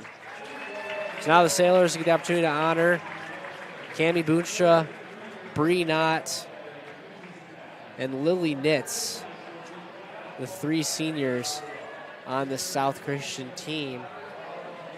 Again, 3 key contributors and difference makers for this run. We'll talk to Erica Brown after this, but we talked to her a week ago, last Friday against Forest Central. We talked to her after that game, just talking about how close this team is with these all 4 grades representing themselves on this team, and yet there's a unity and a cohesiveness that this team has, and you would think, and she mentioned too, but you also just understand a lot of that starts with the seniors. So shout out to the seniors, Lily Nitz, Bree Knott, and Cami Boonstra.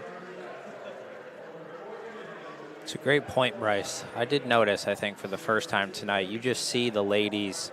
It's always a high five. It's always a pat in the back. It's always a great job, every play that is made. As you mentioned, you can just really tell that this team loves each other. I don't think you go 19-2 without having that type of chemistry and love and being able to gel with each other. Also pretty cool, Lily Nitz heading to Kelvin to continue to play and continue her basketball career.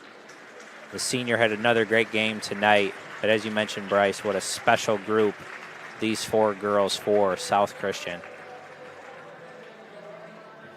All right, there's a 4th senior that I missed. I believe that's Tenhoff. Evie Tenhoff. Says she's a junior on our roster. So apologies to her, but congratulations to her as well. I believe that's, I can't quite see the scoreboard from here. But congratulations to all the seniors. Of course, a great night as it is, just honoring the seniors. But hey, no better way to cap off a senior night than to claim a share of the conference title championship. Sailors have one more out at Hamilton next week, and they get to gear up for tournament run. Again, they'll be in Hopkins. They'll be at Hopkins for their district's matchup. Opponent, of course, yet to be determined. They've finalized some seeding there. But I know they are buckling up for a exciting finish here.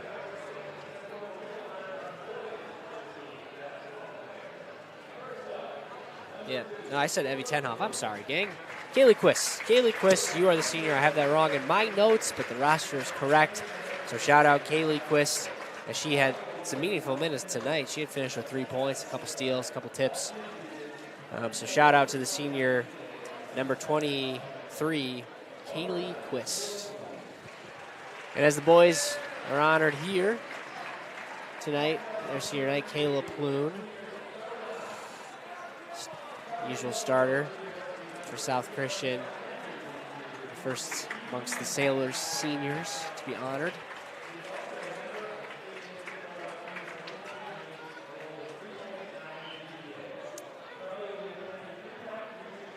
Next up is Charlie DeHaan. Charlie DeHaan, now I'm just going off what we had in football. Charlie DeHaan was a linebacker, wide receiver, one of the favorites, as he was one of the leaders of the team.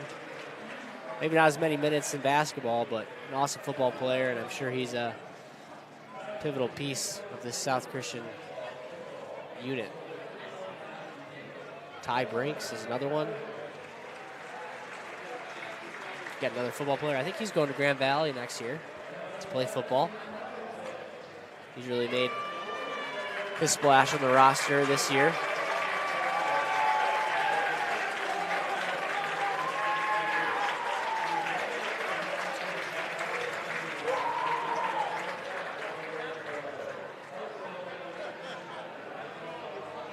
And to round out the seniors, actually there's a handful of seniors.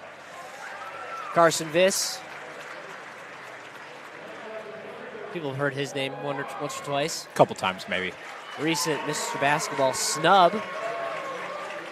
He did not get to be one of the finalists for Mr. Basketball this year. He'll be honored here. Taylor Johnson mentioned his name in our interview last week. Someone who could, or no, I actually heard him in an interview, a separate interview this week where he just talked about this is someone who, could put up the points if he wanted to, could put up the numbers if he really wanted to, if he wanted to chase those accolades and titles, but instead he'd rather be a good teammate, be a contributor, do what's best for the team. And Sailors, 16-4, it's a good spot to be in, and that's largely because of him.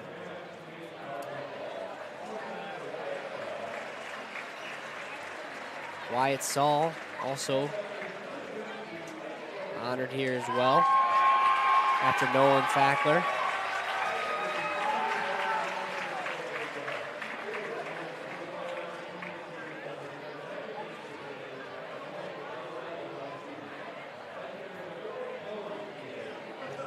Wyatt Saul, the kicker, if you're wondering, Kyle.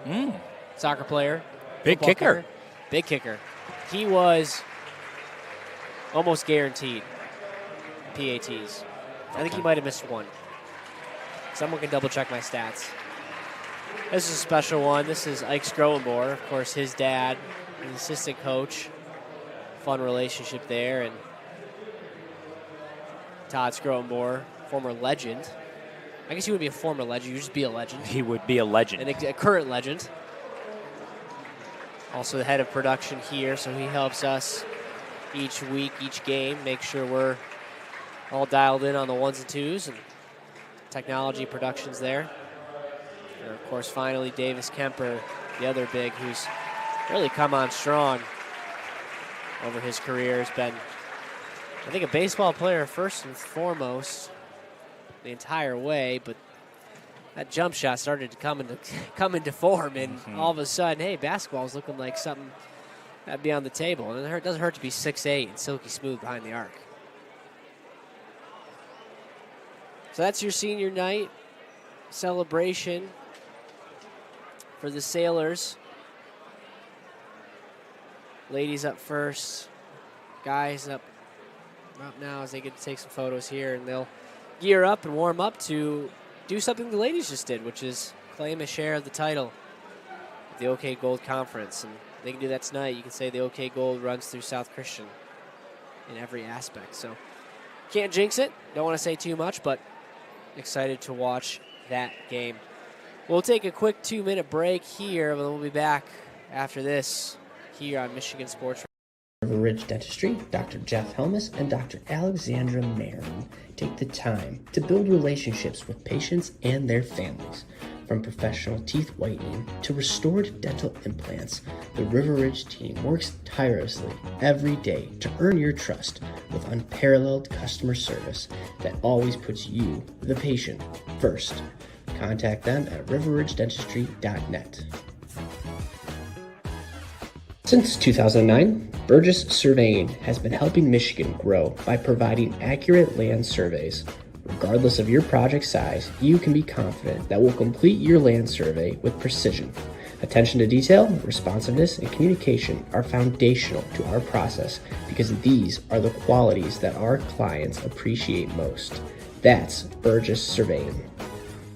For over a century, Choice One Bank has been committed to serving the financial needs of West Michigan.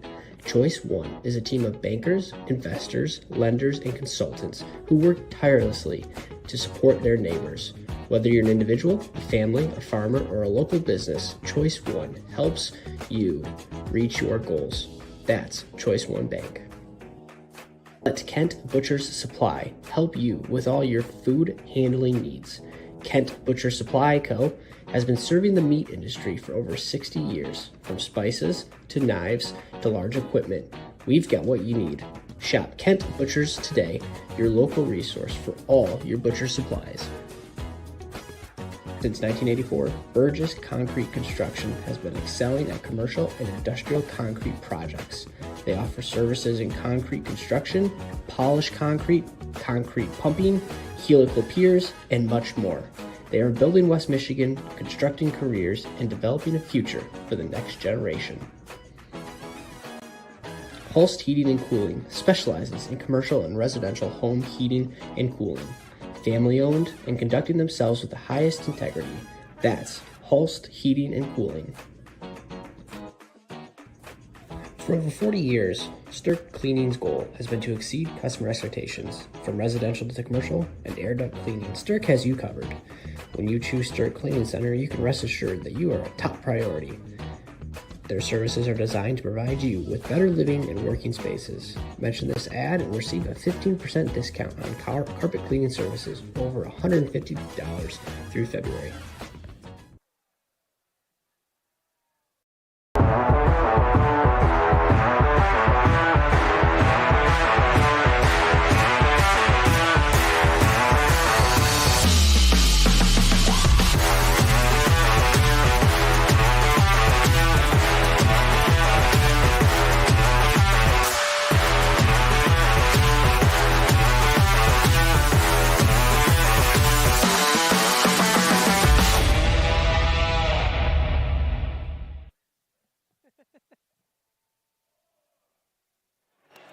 All right, welcome back, everybody. We just got to enjoy a celebration of not only senior night, but also celebrating the OK Gold Conference title victory and winners, South Christian Sailors. And on the other side of this, we get to see the boys, an opportunity to do the same. We are joined right now by the boys' head coach, Taylor Johnson. Coach, we'll talk about tonight in a second, but let's talk about Tuesday's performance. How about that for a game coming out, bouncing back after a buzzer beater loss, kind of a heartbreaker loss in a weird game with the snow day and all that fun stuff. And you guys came out. Carson Viss was huge. But, yeah, tell me about your guys' thoughts on the performance as you've had a few days to reflect. Yeah, I thought it was one of our best games for sure. I mean, we came out really hot. You know, if you hit shots early, get the crowd into it. Ike had that big dunk, and I was really proud of our guys. But, man, we faced a lot of adversity. We were in foul trouble, I felt like, the whole game, and we just couldn't get out of it. So other guys stepped up. Austin Burgess was huge lift off the bench, and, man, that's what we're going to need come tournament time. I was just about to ask about Burgess. That was, I don't want to say unexpected, because you probably see it in practice. You see the potential that these guys all have, but didn't really see that coming. He was huge because Carson Viss went down with the fouls. No doubt. No one has scored 10 points off the bench all year, and he scored 13. Wow. So you could say it's unexpected. Okay. All right, so you can say that. But, again, I mean, we all know the kid has the talent. He's just trying to find that comfort level and confidence level, and I'm really hoping that game really just propels him to another level, and that's where we need to get him to get, because we have to have a secondary ball handler, and he's got to be that guy for us. Yeah, he came up big, and you're right. Excited to see how he does tonight and then going into the tournament. So, all right, you have tonight. You beat this team like 75-35 in the last game, and your players can't hear you, but you had the fun win Tuesday. You got the conference title on the line tonight. Yeah, trap game, right? I know that's they what say they call it. How they call it. How do I know. say it without saying it? How do you say it? I mean, it is what it is. I mean, I told our guys the job's not finished. It's just what it is. We got to have the same intensity and focus that we had Tuesday that we have tonight. And, you know, senior night, and there's a lot of emotions and stuff like that. But at the end of the day, there's a conference championship on the line. It's one of our goals. It doesn't matter what happened in the game before. The only thing that happens is 32 minutes tonight. So we got to come out. We got to play our best basketball because, I mean, every day you're closer to playoffs, and that's the standard that you're setting for playoffs, and that's where we have to be at. So we have to play within ourselves. We have to play comfortably, confidently, and we got to go out there and put on a good show. Absolutely. Well, Coach, great luck tonight. Excited to watch. Excited to see you guys. Opportunity to hoist a trophy and reach one of the goals I know you've worked incredibly hard to get to. So good luck awesome. tonight. Thanks, guys. Appreciate it. Yep. All right, we'll be back right after this here on Michigan Sports Radio in the Sailor Zone. Looking for a great place to buy a used truck or car? Check out Extreme Truck and Auto Center, located at 1098 O'Malley Drive in Coopersville. They have a huge selection of trucks, cars, vans, and SUVs. Stop by their lot or give them a call at 616-384-3777. You can check out their inventory at xtacenter.com. You order groceries, schedule appointments, and rides online. So why not house cleaning? Sweep is West Michigan's go-to residential cleaning service. Order cleanings in minutes by selecting the rooms and services you need on the Sweep app. Pricing is transparent, scheduling is flexible, and we're fully bonded and insured. Visit sweepllc.com to download the Sweep app or book online. First-time users use promo code FIRSTORDER to get 10% off. sweepllc.com. A cleaning in a sweep. 167 horsepower, candy red, 8 cylinders of freedom. And to think, he only let me drive it once. I've never considered myself to be a lucky man. That would be Dad. He didn't know a thing about cars, couldn't tell a hatchback from a quarterback. But somehow his just kept going, and going, and going, and going. Turns out Dad wasn't lucky. He just knew where to look. Golf 616 is Grand Rapids' newest and most elite indoor golf facility. A place where you can refine your swing, compete in a league, or simply enjoy a round of golf with friends. Golf 616, the perfect place to sharpen your game when you can't get out on the links. Located on West River Drive and 131 in Comstock Park. Find them on Facebook or online at golf616michigan.com. Rapids Sports Hall of Fame celebrates the city's rich sports history by honoring prominent West Michigan athletes and those who have contributed greatly to sports on a local, state, or national level. A class is elected each year and then honored at an induction ceremony in the fall. They also prevent annual events in support of West Michigan athletics, and they raise funds to support local youth organizations and charities. Follow them on Facebook or check out the pictures and biographies of all 181 inductees at grshof.com.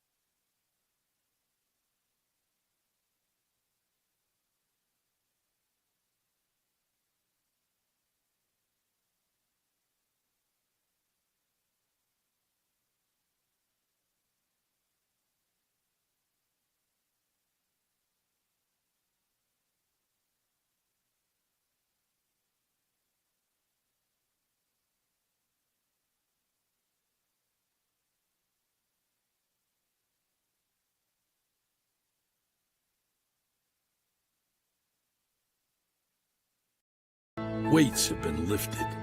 Sprints have been run. Preparation for today's game is history. It's time to get it done. You're listening on MichiganSportsRadio.com.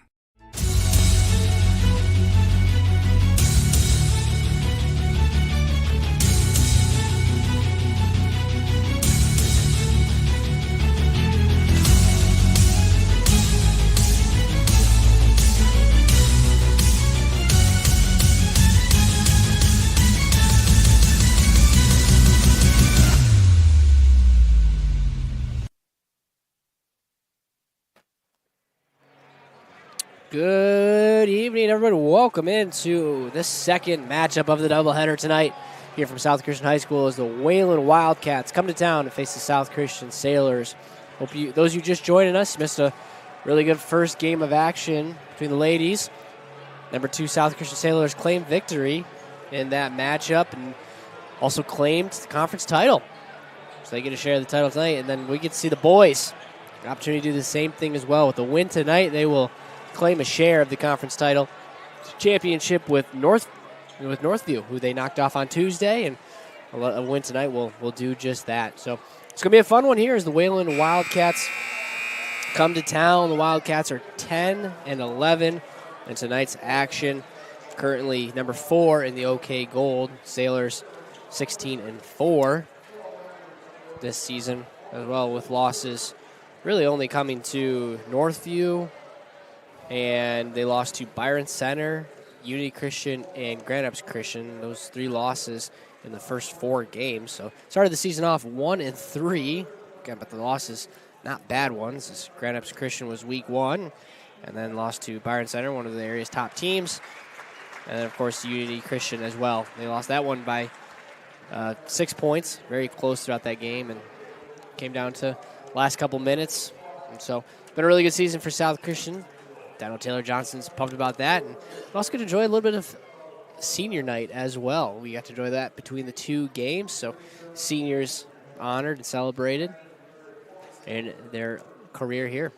So as we get ready for this action tonight, we'll tune in on the court for the national anthem and the singing of the Star Spangled Banner.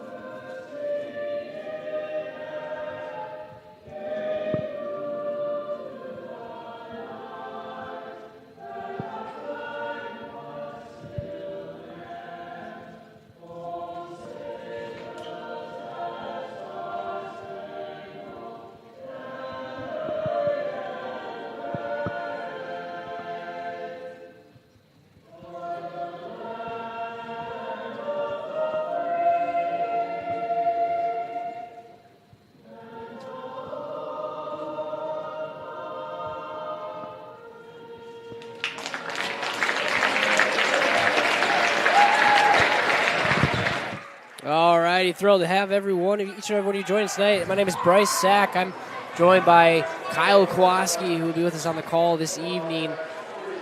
Kyle, Sailors' opportunity to claim the title this week or tonight's matchup. What are you excited to see from South Christian? South Christian coming off a little bit of a run as of late. The boys playing extremely well, coming off a huge victory on Tuesday against Northview.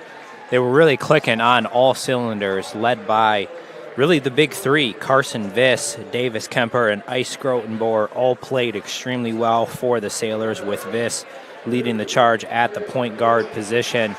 Looking for South Christian, I think, to close out this one here and the regular season as they look forward to a bye on Monday night in the districts. opportunity, I think, for the Sailors to hopefully rest the starters and those that are going to be looking to really carry this team to hopefully a deep run in the postseason. But you can never count out the Wayland Wildcats, as we mentioned in the girls' broadcast, a very scrappy, aggressive, just quick team on both the girls and boys ends of the school. So we'll see what Wayland brings to the table tonight. But I'm sure South Christian looking to end the season with a big-time W. No doubt about it. Well, I was giving Coach Erica Brown a bit of a hard time. We got big time. She was supposed to come up here between the game, and I guess too many people wanted to talk to her because she's That's what happens when you're 19-2. That's right. Had to talk to some coaches. So should be a fun one tonight. Starters for the Wildcats: Elijah Warson, Morgan Howard, Carter Williamson, Brady Perrin, and Tyler Pearson are your starting lineup for the Sailors. It's Nolan Fackler, Carson Viss, Caleb Ploon, Ike Schroenbohr, and Davis Kemper. And how about that? Davis Kemper to kick things off senior night. Hits a 3 from the baseline. Wayland comes out in a 2-3 zone. Interesting strategy to start the game. So we make the Wildcats pay if Davis Kemper's going to keep hitting those shots. Top of the key here is Brady Perrin. Perrin dumps it off to Howard. Howard gets ripped away. Stolen by Carson Viss, who tries to rip it back from Viss. Viss remains control, gives it to Kemper, dumps it off down low on the block. Easy left-hander for Davis Kemper. Hot start for the Sailors, number 35.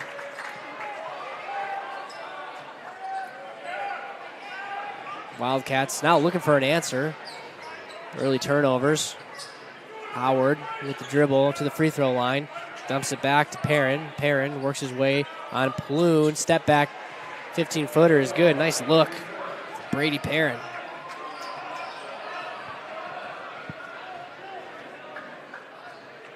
Crazy. This is Carson Viss' last home game. The districts will be here, so I suppose that technically counts. But last regular season home game for South Christian for Carson Viss. Carson Viss, speaking of, easy backdoor cut, easy backdoor layup. South Christian into a nice groove so far to start this game. Really do whatever they want. Now on this end, Pearson goes to work, spin moves, tries to outlet it to Warson on the baseline. That one's tipped out of bounds. Stays with the Wildcats. And this first quarter of action is brought to you by Choice One Bank. For over a century, Choice One has been committed to serving the financial needs of West Michigan. Choice One is a team of bankers, investors, lenders, and consultants who work tirelessly to support their neighbors. Whether you're an individual, a family, a farmer, or a local business, Choice One wants to help you reach your goals. That's Choice One Bank.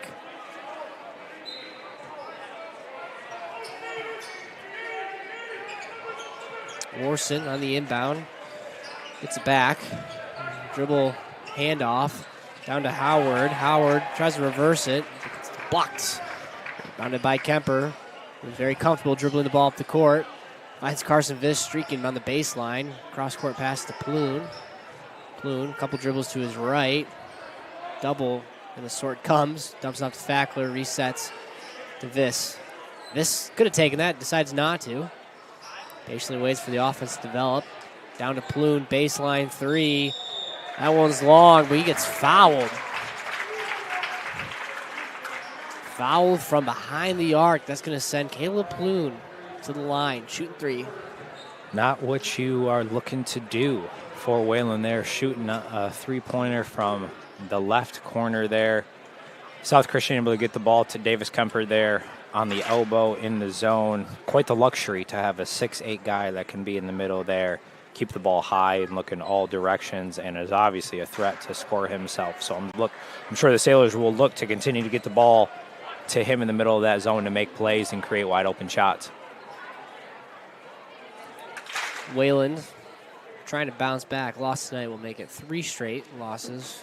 Lost to Holland and Northview. 2 games prior to this, victory against Middleville TK. So looking to get back in the win column and, of course, spoil all of South Christian's festivities tonight. You know, Bryce, you got to think Caleb Plume's a guy that South Christian's going to want to get going, especially as they step into the postseason next week. 6'3" guard that can shoot it when he gets going. We'll look for him to hopefully pick up some confidence going into the postseason. Will indeed. as Warson goes to work, stops the free throw line, dumps it back to Howard. Howard dumps it back to Warson. Elijah Warson dumps it off to Pearson. Pearson with a spin move guarded by Plume, goes up strong, but just too strong as Viss gets the rebound to a streaking Davis Kemper, who kind of fumbles with it. I think get knocked around, knocked away, and it lands in the arms of Ike Skrotenboer, who has an easy left-handed turnaround jumper. That size of South Christian causing problems down low. Wayland not able to get anything easy there. Nice jump stop for Perrin. No good, but rebounded by Williamson. Also no good. Sailors now on the move. Holding the Wildcats to 2 points in the first couple minutes of this action. Wildcats sticking in that zone. That's where Viss can operate. As his first three goes just a bit long. Rebounded by the Wildcats now. Warson looking. Ooh, got away with a double dribble there. No call. Dumps it off to Perrin. Brady Perrin, three is no good. And rebounded by Kemper.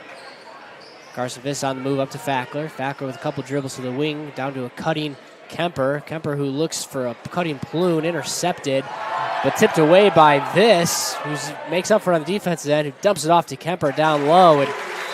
And Carson Viss doing it all. But that's not Davis Kemper, that's Ike Skrotenboer.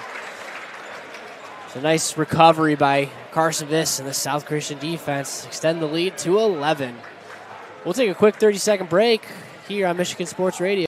Having a hard time hearing tonight's game? Hi, I'm Brock Conkle from Michigan Sports Radio, and after putting it off for many years, I decided to contact Miracle Ear and get my hearing tested, and sure enough, had significant hearing loss. The friendly staff at Miracle Ear fitted me with hearing aids, and life is so much more enjoyable being able to hear the things that I've been missing. Go to miracle-ear.com to schedule your free hearing evaluation. There's a location near you.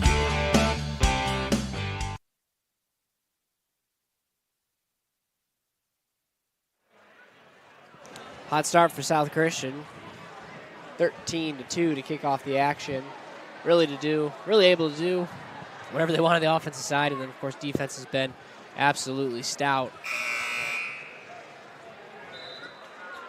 in this game. Those of you just joining us, we got the number 5 South Christian Sailors, according to the RE/MAX power poll, facing off against the 10 and 11 Wayland Wildcats.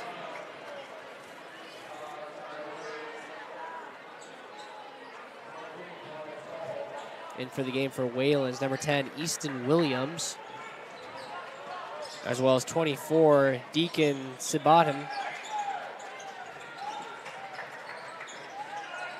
Rotation here of Deacon.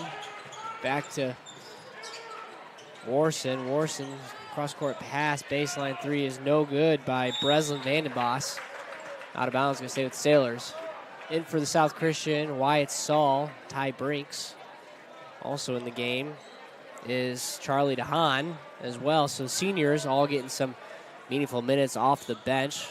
Nice move by Johnson, Coach Johnson, to get the seniors some valuable minutes. Saul maybe looking for a three, decides not to take it, dribbles out to Plune. Plune goes baseline pass to Saul, who just can't quite control it. Tips out of bounds. So all seniors in the lineup. Skrotenboer and Kemper, the only two not in the game right now. Senior night display. Taylor Johnson giving them some opportunities. You got to love to see it. Yep. Nice defense by Viss all over Elijah Warson. He dumps it off to Vandenbos. Vandenbos with a couple dribbles. Hands it off to Pearson. Pearson with a three. No good. Tipped around, but fielded by DeHaan. DeHaan now on the move to a streaking Plune, who wasn't ready for it, but Viss is able to recover. Finds Brinks down low, his favorite target in the football season. Back to Brinks from Plune. Double team comes. Plune for the three, baseline. There it is. Kyle, just like you said, want to see him get rolling. That can start here tonight. He is a great shooter from the corner there. Good look for him. Able to knock it down, I'm sure. A nice spark of confidence for him early in this game. Pearson now with the dribble. Wildcats showing a lot of those dribble handoffs. Williams. Back to Vandenbos. Back to Warson. Warson. Williams. Defense by South Christian. Gives it back to Warson, who tries to attack, but Pluin is all over him. Continues handoff. Sailor switching everything. Pluin staying on his man, top of the key. Picks up his dribble. Finds Williams. Williams at the free throw line. Spins out of it. Pearson. Sailor coaching staff on their feet. Pleased with what they're seeing on the defensive front. Sailor switching it again now with Warson. Back to Pearson. Pearson to Warson. Looks for the step back three. Guarded nicely by Brinks, who attacks the lane. He's going to get the foul call. That one's on the ground, but it's going to be a foul on either Ty Brinks or... Yeah, it is on Ty Brinks. With the senior show there for South Christian, rotating well, switching well, really in the gaps there on defense. In the game is Caleb Crushell, as well as Austin Burgess. Caught the pregame show with Taylor Johnson. Mentioned Burgess's name. Had a crazy stat. I've heard this, Kyle, that no bench players have scored over 10 points this season. Wow. So if you want to get some productivity out of the bench, now's the time. And great news for South Christian to see that out of Burgess in a game like last Tuesday. Top 10 matchup. Great rotation again by South Christian, but this time three is up by Carter Williamson. No good. Rebounded by Brinks. Sailor's now on the move. Crushell leading the charge. Gives it to Saul. Takes a couple dribbles. Gets poked away, but gathers himself. Gets it back to Crushell. Back to Burgess. Burgess. Brinks at the elbow. One dribble down. Back to Brinks. Guarded by Morgan Howard. Double coming. Steps out of it. Finds Saul. Sailors need to find something on offense. Tip pass goes off the backboard. Stays in bounds. Fielded by the Wildcats.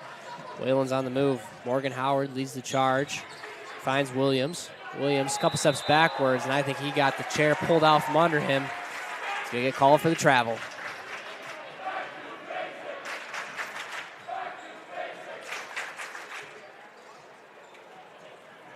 (16-2) is your score. Fast-paced first quarter of action.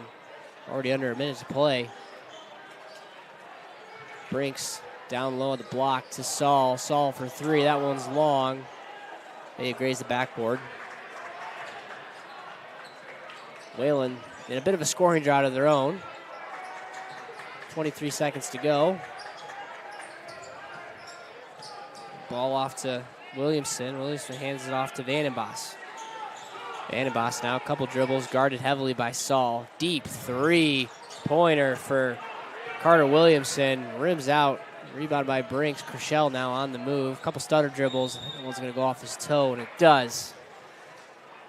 Quick turnover in the fast-paced transition. South Christian a little sloppy on the offensive end, but defensively stout, holding Wayland to only 2 points in this first quarter. Not much action, getting able to get going for the Wildcats. South Christian a great opportunity to get a lot of guys some playing time this first quarter. Deep heave gets tipped away. Nice block by Crushell. And 16-2 is your score going into this first break in the action here. We'll be right back after this here on Michigan Sports Radio in the Sailor Zone. Don't just find yourself, make yourself. Start businesses, build bridges, save lives, raise a whole city. This is your future, so take it and move all of us forward. Have you recently collided with a deer or been caught in an unfortunate accident? Don't worry, Car Center Collision and Glass is your trusted partner to bring your vehicle back to life. With convenient branches in Cedar Springs, Burton Heights, Alpine, and Big Rapids, we're right around the corner to provide expert assistance. From collision repairs to mechanical fixes, we're your one-stop solution for all your car needs. Check us out at carcentermi.com.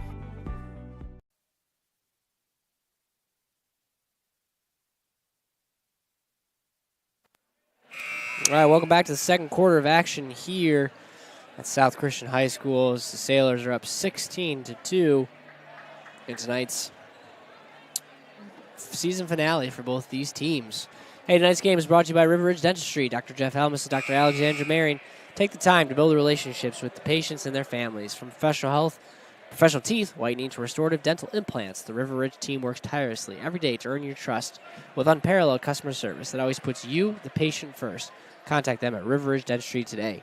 Second quarter of action is also brought to you by Burgess Concrete Construction. Since 1984, Burgess Concrete Construction has been excelling at commercial and industrial concrete projects. They offer services in concrete construction, polished concrete, concrete pumping, helical piers, and much more. They're building West Michigan, constructing careers, and developing a future for the next generation. Sailor starters back in the game. Scrotenmore and Kemper, as well as Fackler and Plume, all in the game with this. After a nice stretch for the other seniors on this team, maybe those that don't see as many meaningful minutes.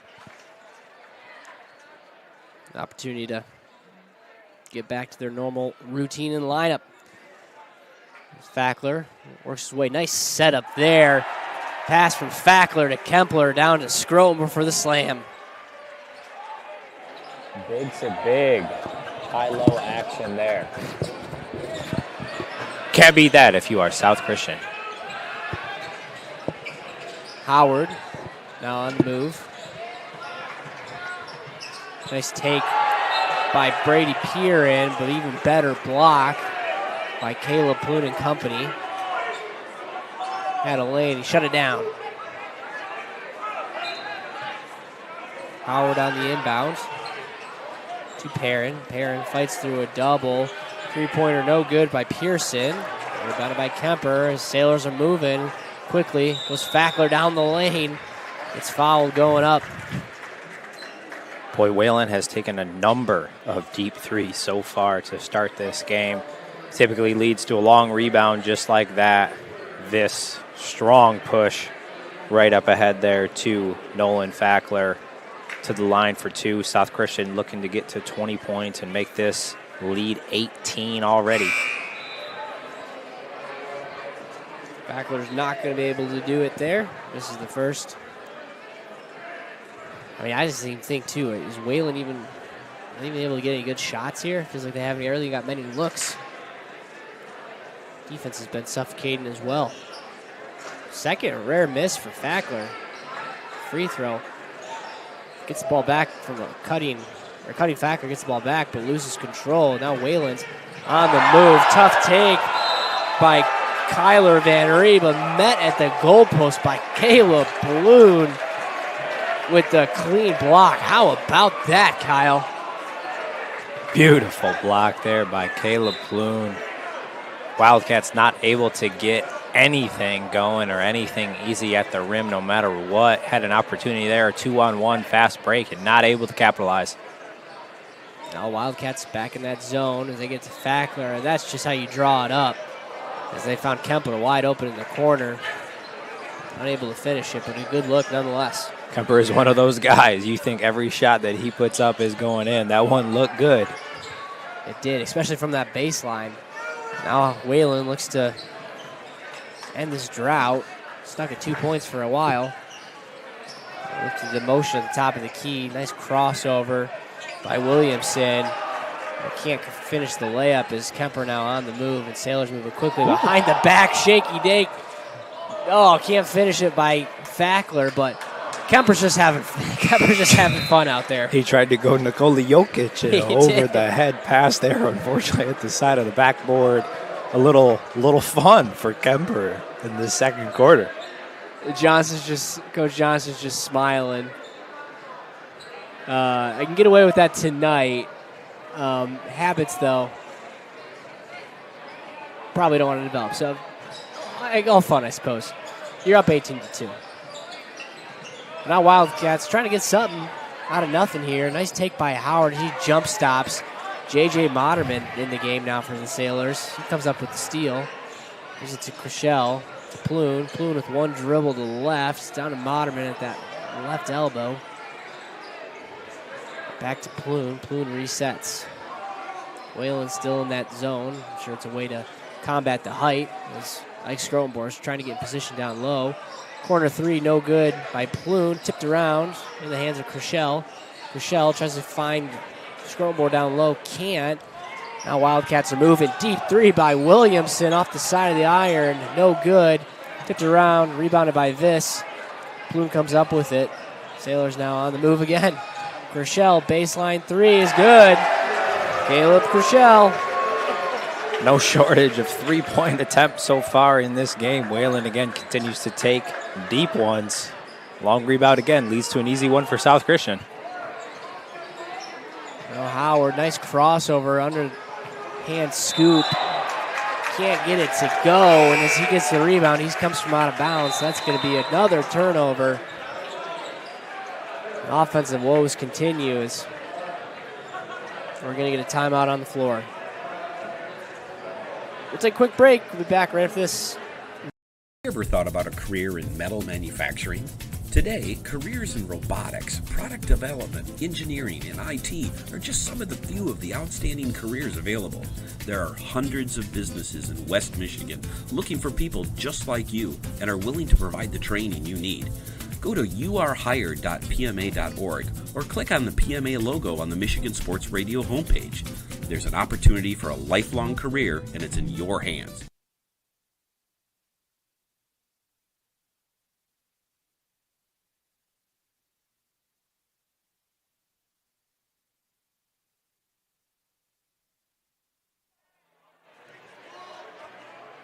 (21-2) is the score in this first half of action. 4:32 to go in this second quarter. Sailors' defense has been lights out, and offense has really been able to do what they've wanted to. Wayland here trying to find an answer on offense. They are 1 for 17 from the field in this game.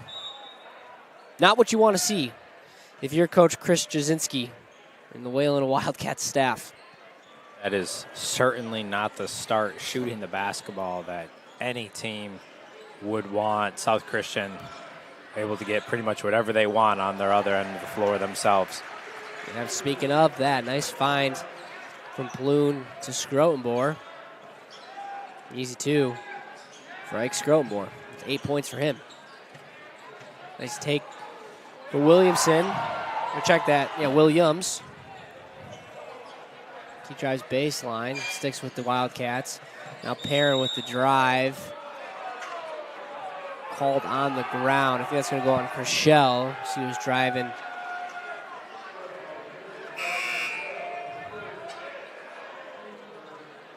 In the game for the Sailors, Burgess and Kemper come in for Ploon and Scrotenbohr.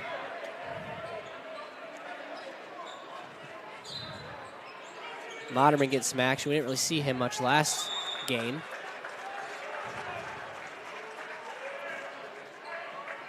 Up 21 in the first half here, Bryce. Good opportunity for a lot of guys, to your point. Moderman getting some early minutes along with those seniors that we saw in the first quarter. Not a bad luxury to have to close out the regular season. No. No, it is not. It's Perrin, now guarded by Burgess. Sailors in that zone, 2-3. Wildcats trying to get to the free throw line. Can't do it there. All entry passes taken away. They do find Perrin at that elbow. See attacks and gets hit on the arm. They're going to call that one on Kemper.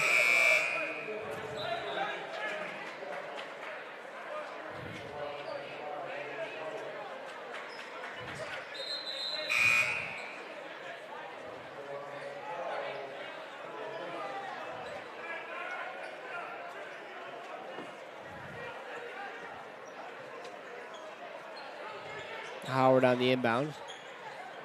Guarded by Moderman and finally gets inbound to Breslin Vanderboss. Over to Howard. Howard with a couple dribbles to his left. Looking for a foul. Isn't going to get it. Moderman gets ripped away.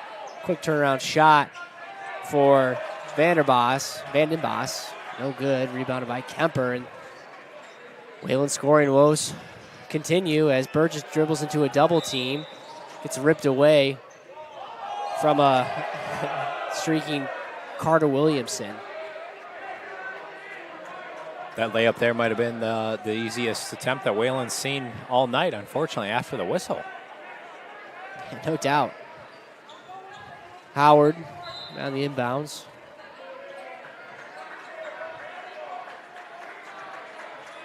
I mean, 2-3 zone. What do you look to here?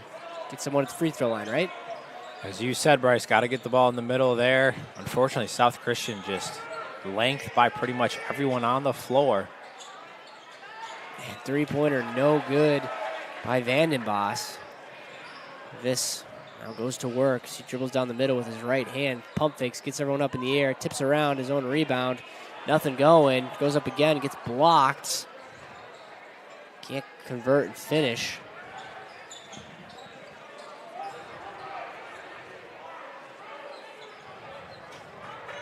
Howard now signaling out some instructions, trying to cross over Burgess, dumps it off to Williams. Williams hands it off to Botham. Now down to Williams, dumps off to Howard. Quick three-pointer is up off the backboard, too strong. Rebounded by Burgess. Looks ahead with his dribble, but he's going to reset. Gets knocked away, keeps control, gives it to Viss. Viss pumps it down low, goes up with his right hand. Wow. Tough acrobatics there by Carson Viss. He finishes in the paint. Viss looking to get one attempt there on the board. Builds that lead up to 23 for South Christian. 25-2 is your score in this game. Quick timeout. The 76 Diner and Truck Stop would like to invite you and your families to come and check out their diner.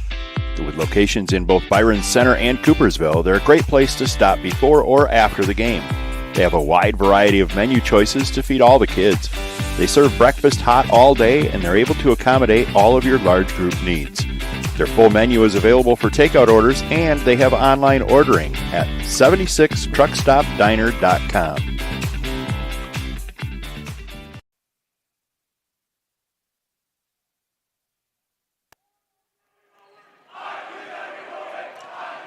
$25-2 is your score. Minute 48 to go in this game. Sailors up big in their conference foe as they look to cap off their season and claim a share of the OK Gold Conference title. Wayland, unfortunately, shooting 4% from the field. Bryce, they might need us to go out there and shoot up for them. Oh, they're going to get Howard going up on the shot. No. Just when you think they maybe get a free throw. No.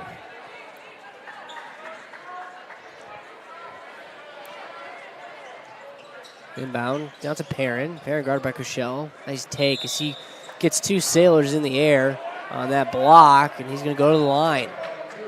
Stop the scoring drought. It has been quite some time, as you mentioned, Bryce, since Wayland is able to get any points on the board.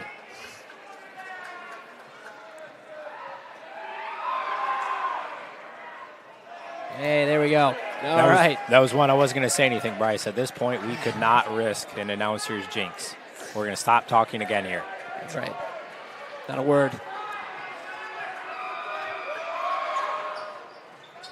All right. So Brady Perrin responsible for all of Wayland's points. Cuts the lead to 21. Burgess now. Cross-court pass. What was that? Oh, that's, Chuck to Hahn. In for the three. No good.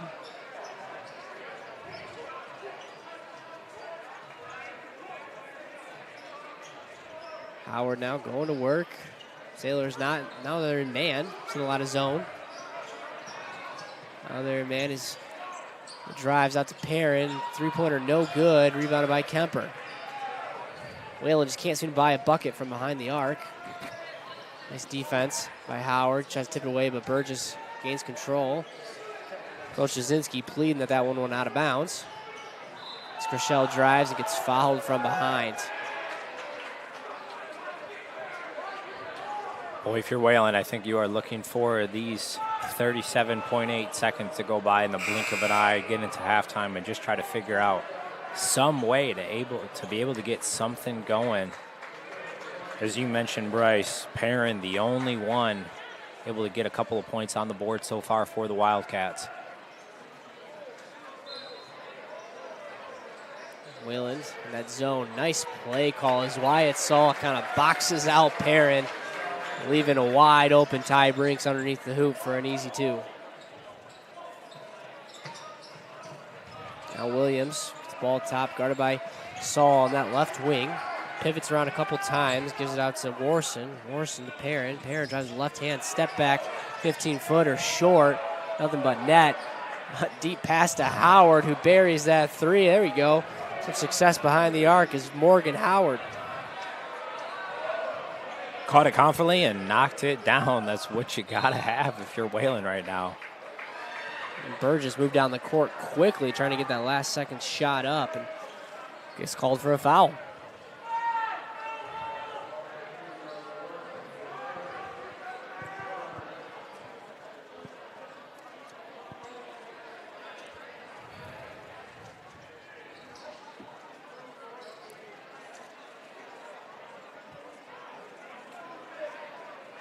Those of you tuning in now to this game, thank you for joining us. As Burgess almost heave towards the net, let Brinks go up and try to make something happen. Just a couple ticks left on the clock. 27-7 is your score at halftime. South Christian up big. It's Wayland Wildcats. We'll be right back after this for the River Ridge Dentistry halftime show here on. Do you have a distressed home you'd like to sell? Did you inherit a home you'd like to move on from with ease? Are you a tired landlord and it's just time? For Real buys and sells as-is homes with a mission to create real estate upside for everyone. We're fast, fair, for real. Call or visit For Real today for your free 15-minute consultation. 616-816-2028.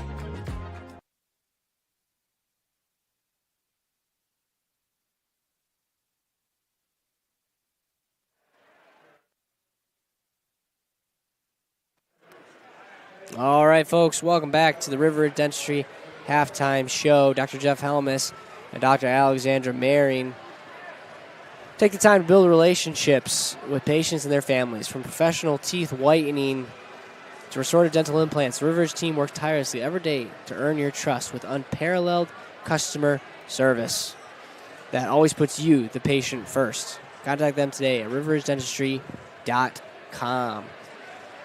Well, Kyle, that's quite the first half of action. Sailors really able to do whatever they want. A lot of that came from the defense. At one point in the game where we mentioned the Wildcats were shooting 4% from the field, which is not necessarily winning basketball.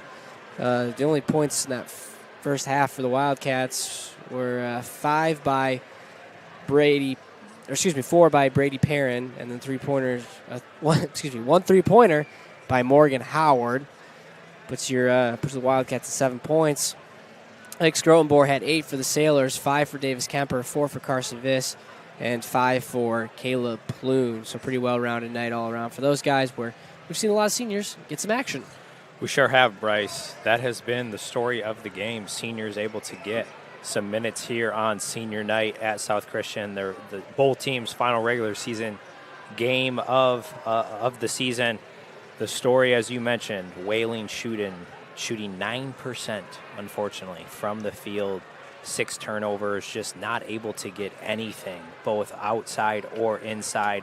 South Christian's length, defense, and just tenacity has been stifling for them. South Christian, 9 turnovers themselves, but shooting 62%. And I think when they've been able to get stops on defense, it has been translating to pretty easy offense. And as you mentioned, 4 of those 5 guys in the starting lineup able to put up a couple of points here in this first half. South Christian able to continue to get whatever they want. We'll see if Wayland's able to make any halftime adjustments to able to get the ball hopefully in the middle, get some easy ones maybe in transition, get to the free throw line. 7 points, I'm sure, not the amount that they thought they would have entering halftime tonight. A bit of a surprising game for sure, but we'll take a quick break, get a message from the MHSAA here, and we'll be back for the second half of action here on Michigan. MHSAA representation in this year's and past Super Bowls, and the first batch of 123 hockey tournament games is nearly here. I'm John Ross, and this is This Week in High School Sports, powered by the Michigan Achievement Scholarship. For a select handful of people, becoming an MHSAA registered official has been a pathway to working some of the world's biggest games. This year's Super Bowl referee, Ron Torbert, has worked 2 of the last 4 Super Bowls, and he's a former MHSAA official. Ron's also a graduate of Michigan State University. Like Torbert, Dean Look is an MSU grad. In fact, Look played football at MSU and finished 6th in the 1959 Heisman Trophy voting. He played professional baseball and football before starting a career in stripes. Look has worked 3 Super Bowls, numbers 13, 15, and 27. And if you've ever seen the famous Joe Montana to Dwight Clark play in the 1981 NFC Championship, you've seen Dean Look. He was in the corner of the end zone as Clark came down with the ball and signaled touchdown on the play that is now known simply as the catch. Look attended Lansing Everett High School before going to MSU. And then there are the Paganelli brothers from Wyoming Rogers High School. Carl, Perry, and Dean, they have all worked the Super Bowl. Carl and Perry are the first set of brothers to work the same Super Bowl, that coming in 2007. In total, the Paganellis have worked 8 different Super Bowls. Remarkably, in 13 of the 59 Super Bowls, one of Torbert, Look, or a Paganelli brother has been on the field. That's nearly a quarter of the time that the game has been played. A former MHSAA official has been on the field as well. If you'd like to get involved officiating games, register online. Just go to MHSAA.com and click on Officials. It's time for Game Balls, when we highlight a trio of standout performances from the past week. First, Jacob Collins scored 14 points for Grass Lake in a 43-27 win over Michigan Center. The victory keeps Grass Lake undefeated on the season and clinches the Cascade East boys basketball title. The Allen Park competitive cheer team, they outscored rival Gibraltar Carlson to take home the Downriver League crown. And to the Cass City wrestling team, they captured their 9th straight district title by knocking off Bad Axe and Ubley. Graduating seniors could qualify for a tuition-free skills certificate or associate degree through the new Community College Guarantee, no matter their GPA or your household income. Or if your child plans to attend a 4-year university or career school, the Michigan Achievement Scholarship Program has them covered. They could get up to $27,500 toward a bachelor's degree or up to $4,000 for career training. Complete the FAFSA to get started at mi.gov/achievement.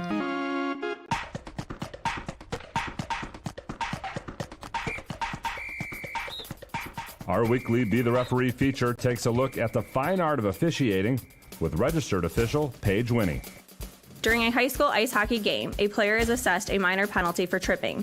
The penalized team successfully clears the puck during the ensuing power play.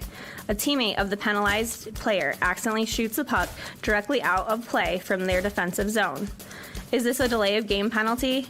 If so, does the team go down 2 players?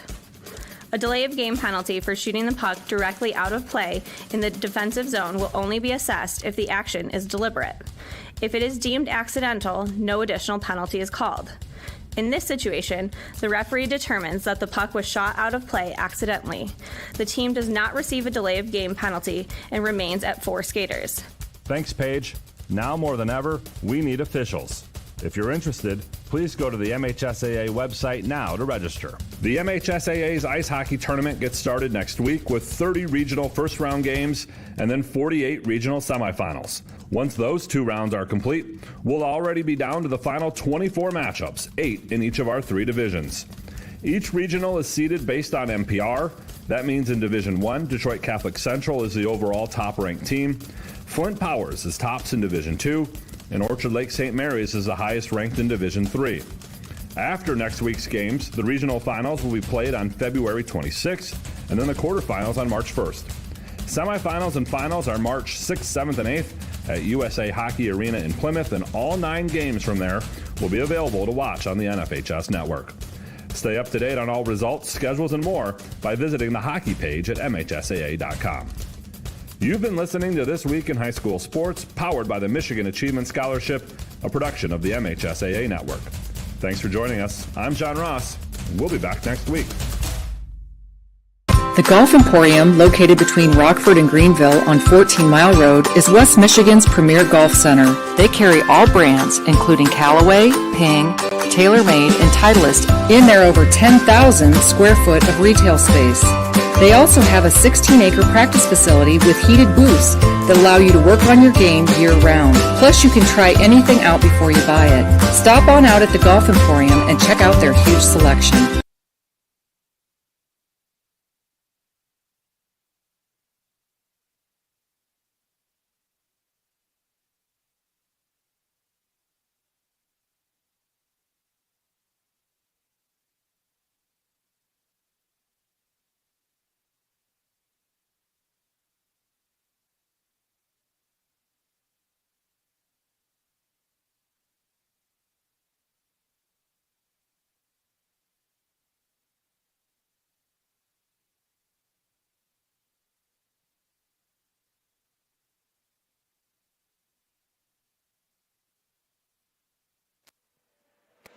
Alrighty, folks, we are back for the second half of action here on Michigan Sports Radio and the Sailor Zone. Sailors coming out very fast, and defense has been stout. Offense has been able to do really whatever they want in this game. As the second half of action and this third quarter of action specifically is brought to you by Kent Butcher Supply. Let Kent Butcher Supply help you with all your food handling needs. Kent Butcher Supply Co. has been serving the meat industry for over 60 years. From spices to knives to large equipment, we've got what you need. Shop Kent Butchers today, your local resource for all your butcher supplies. And also, folks, hey, for over 40 years, Sturk's Cleaning's goal has been to exceed customer expectations. From residential to commercial to air duct cleaning, Sturk has you covered. When you choose Sturk Cleaning Center, you can rest assured that you are a top priority. Their services are designed to provide you with better living and working spaces. Mention this ad and receive a 15% discount on carpet cleaning services over $150 through February. All right, just underway here. Wyatt Wayland will get the ball to start this second half at this Purple Night outing here at South Christian. As South Christian looks to support the fight against cancer. You see many in the crowd and wearing purple, partying up with the Van Andel Institute. Warson leads the charge for Wayland, and that time that's Carter Williamson, the senior, trying to make something happen as he drives with his left hand down the middle and gets early foul.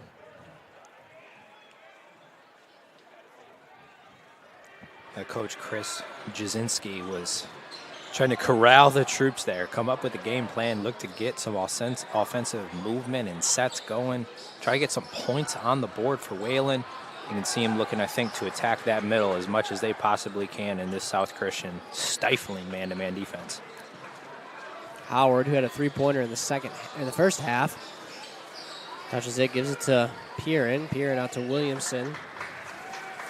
Back to Pearson. Back to Howard. So Howard, they're able to capitalize and get two.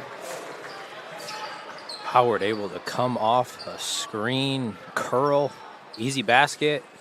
Wayland with the easiest look, and easiest two they've had all night so far to start this second half. How about that for a move? Carson Fish is working the baseline, trying to find an opening in that 2-3 zone. Fackler finds him, and he goes up strong and finishes the easy two.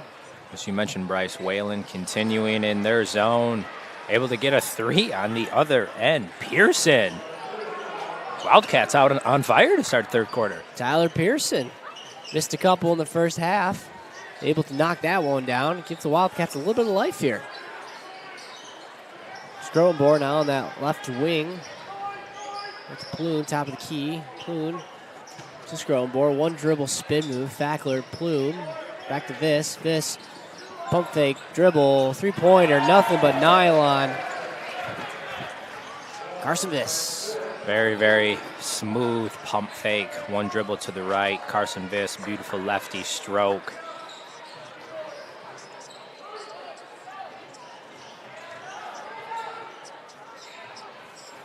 Three-pointer long for Wayland.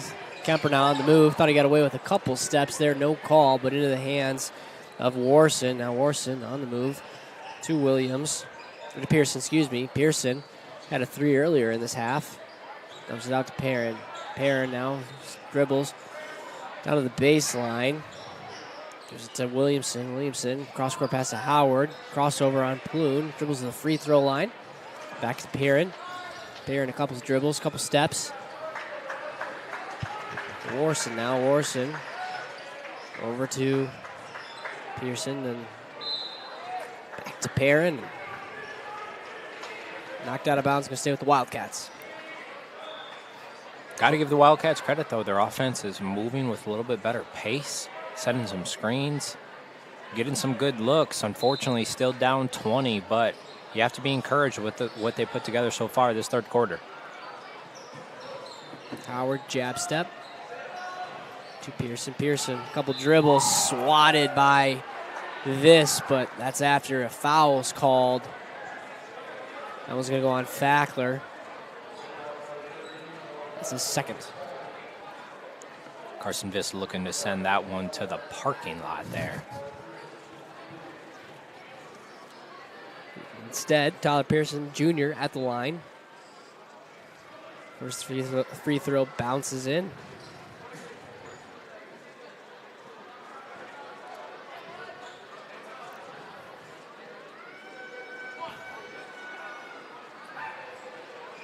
Second free throw, no good. Rebounded by Kemper. Wayland still staying in that 2-3 zone, trying to extend it out to the top of the key. Looked like it was maybe an alley-oop that just hit the front of the rim. Viss out to Fackler. Fackler with a couple step dribbles down to Viss, who has an easy slam down low. Carson Viss springy down there on the baseline, able to get off both of those feet very quickly for the flush. All I've wanted to do in my life is do a one-step slam dunk, Kyle, and the Lord never gifted me with that ability, like what we just saw there. I can relate to that, Bryce. It would be a lot of fun, I'm sure. Oh, can you imagine? This scrum board, they sure can. 34-13. Would you rather do that or have fast break thunder slam? Ooh, yeah, fast break thunder slam. I would rather just dunk. I'd love to be able to dunk. Fair. What a gift that would be. Let's not get picky. Three-pointer goes. Hey, look at that. Tyler Pearson with another three, the second of the game for him. Well, hey, if you're Wayland, last game of the regular season, you got nothing to lose. Why not just come out this second half slinging? And they have done a little bit of that so far. Yep, let it rip. This time, Davis Kemper gets the ball in the paint. He goes to work off his strong left hand. 2 points. As Fackler intercepts that pass, rips it away. Gives it to Skronborg. Skronborg who finds Ploon streaking down low. Pump fake reverse layup under the hoop is good. Nice look from Skronborg to Ploon. Unfortunately, Wayland just not able to stop the South Christian offense, getting out in transition, making things happen. Wayland not able to match the size and speed of the Sailors. Quick turnaround, nice look for Perrin. Leading scorer for the Wildcats in the first half.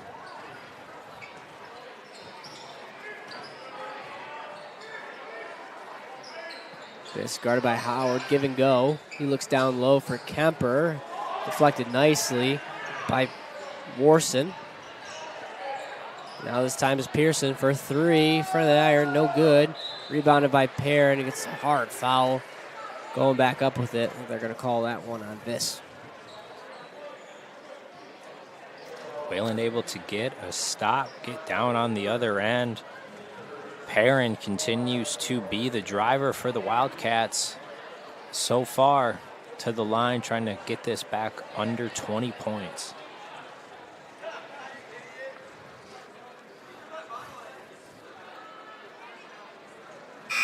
First free throw is good. So South Christian, you win tonight. Of course, you get the share of the OK Gold Conference, and that wraps up their regular season. Got the winner of Kellogg'sville versus Grand Rapids West Michigan Aviation Academy. The Pilots. I think they're called the Aviators. Well, they will be pilots one day. That's correct. Yes. Correct. I think their nickname is the Aviators, though. That would make sense. That would make sense. So they'll play the winner of that game here on Wednesday at South Christian.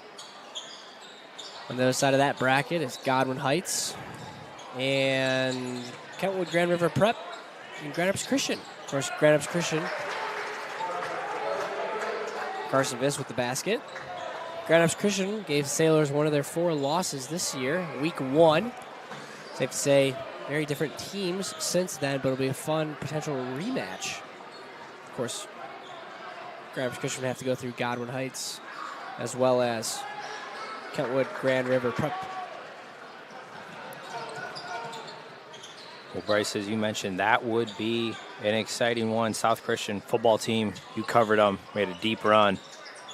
Unfortunately, Grand Rapids Christian, one of those first losses early in the season. Nice rebound by Saul going to work. Back to Kershell for 3. Knocks that one down.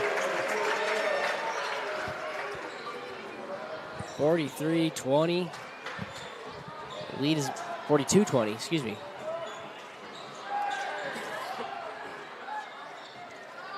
Quick shot there by Williams. Sailors now on the move. Fielded by Brinks, who just rips it out of the sky and finds Burgess wide open on the baseline. Kyle, Sailors are humming. They are humming indeed. Even that one looked like it could have been a turnover. Beautiful save there by Gershell, and then Burgess ends up getting a wide open. Good look there in the corner for 3. Worson's 3, no good. Wildcats on the rebound. Williams back to Worson. Back to Pearson. Williams, top of the key free throw. Off back of the iron, no good. Brinks got his big old mitts on it. Brought that one down. Sailors now on the move. To Burgess ahead. Finds Kershell baseline. Knocks it down. Sailors 3 for 3 in the last 3 3-point attempts. Well, I tell you what, Kershell, he's got a beautiful stroke there. Second one back to back. I'm sure he's one that could hopefully add some valuable minutes to the Sailors as they look to the postseason next week. Junior, so he'll be back next year. They'll obviously look to him. Quick shot. I think Williams heard the student section get to him as this hoists up a half quarter. No good. 48-20 is your score. We got another quarter of action for Sailors. Can presumably cap off the conference title championship. We'll be back for the 4th quarter of action here on Michigan Sports Radio and the Sailor Zone. River Ridge Dentistry, Dr. Jeff Helmus and Dr. Alexandra Marin take the time to... Somebody once said life moves pretty fast, and that's exactly how we like it. Want to build something? Great. Start businesses, build bridges, raise a whole city. Future in fighting crime? Want to save lives? Do it all here. But you've got to go forward fast. Because today is now, and tomorrow is soon. And to get ahead of the game, you got to get ahead of your time. This is your future, so take it and move all of us forward.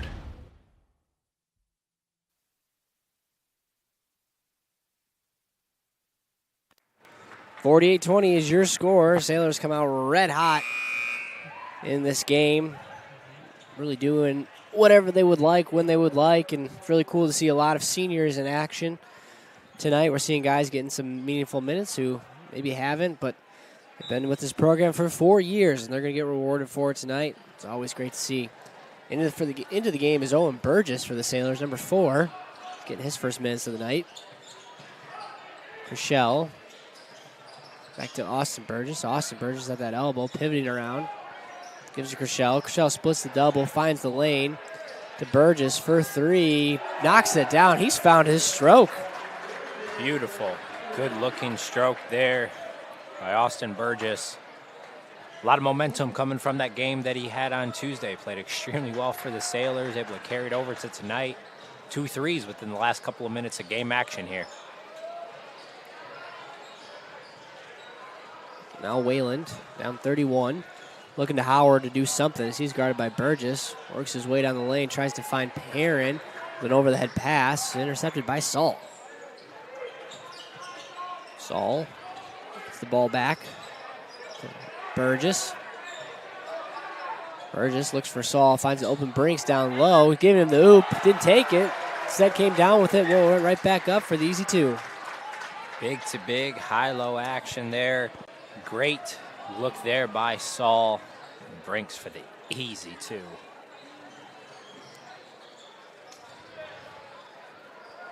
Deep three by Williamson. Williamson knocks it down. First points of the game for Carter Williamson, the senior.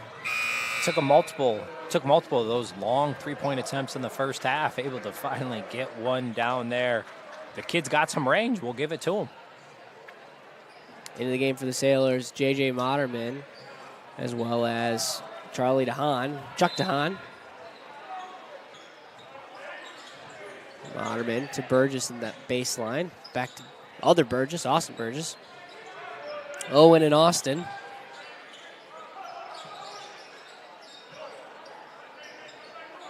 Top of the key, Owen Burgess baseline. To Austin Burgess, top of the key, over to Moderman, over to DeHaan.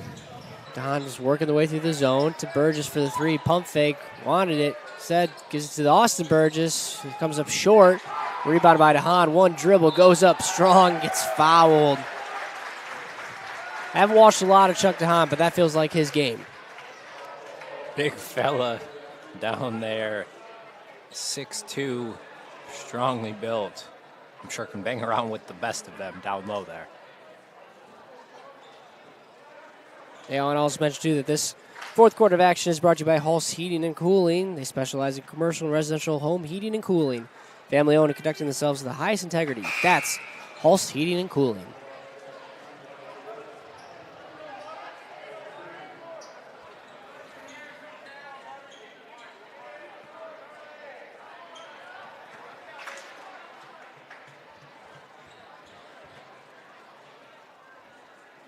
DeHaan, second free throw is good.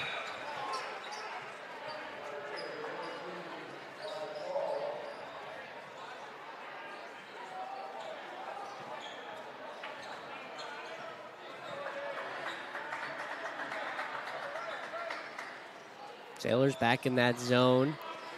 Deep three again for Williamson. Can't get it to fall. Burgess on the pickup, on the rebound. Looks down the court to DeHaan. Errant pass. Hopefully we won't see that during football season next year. Unlike him. Throws that one away. Austin Burgess, next quarterback in line for South Christian. Promising dual athlete there for the Sailors. Quarterback next year. Moves into his junior season of basketball, and he has provided quite the spark the past couple of games for South Christian, especially on the offensive end. Nice defense by Owen Burgess. All over Warson. Warson tries entry to Howard. Howard gets tipped away. He's just playing a little reckless. No foul call there. Gets it back to Austin Burgess.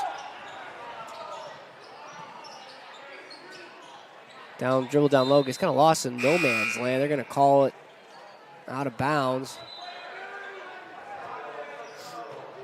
Taylor Johnson arguing for a foul call.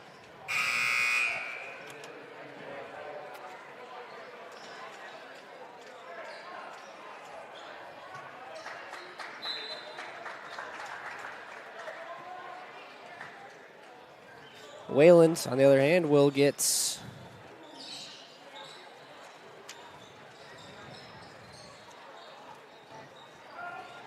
they'll play Hamilton next week in their first round matchup. Actually, I think just because of the numbers, they get a bye. So they'll play on Wednesday against Hamilton. I'm not sure their location, but they play the Hawkeyes for their first round playoff matchup.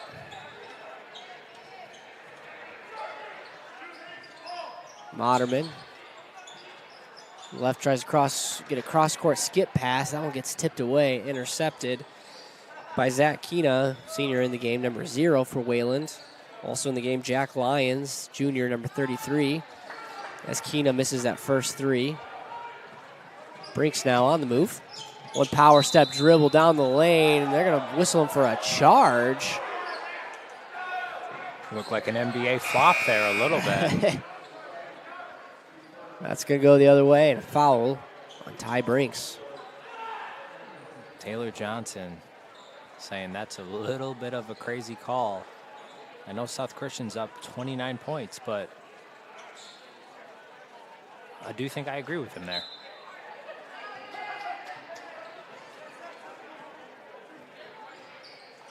Keena with the dribble in the game. Also Darren Sidbotham misses his shot. Fielded by DeHaan. DeHaan, no one's going to pick him up as he throws an oop to Brinks. Can't quite get a hold of it. No good. But DeHaan on the steal. It's fouled going back up. A little bit of careless play for Wayland. Results, Chuck DeHaan going to the line shooting 2. Good minutes by this group out here. A lot of guys you normally don't see out there playing together at the same time. But when you're up 29 points last regular season game, it's been awesome to see these guys get different looks in action here tonight as the group of starters does come back in for South Christian. Maybe potentially for a little walk-off, if you will, to close out the regular season.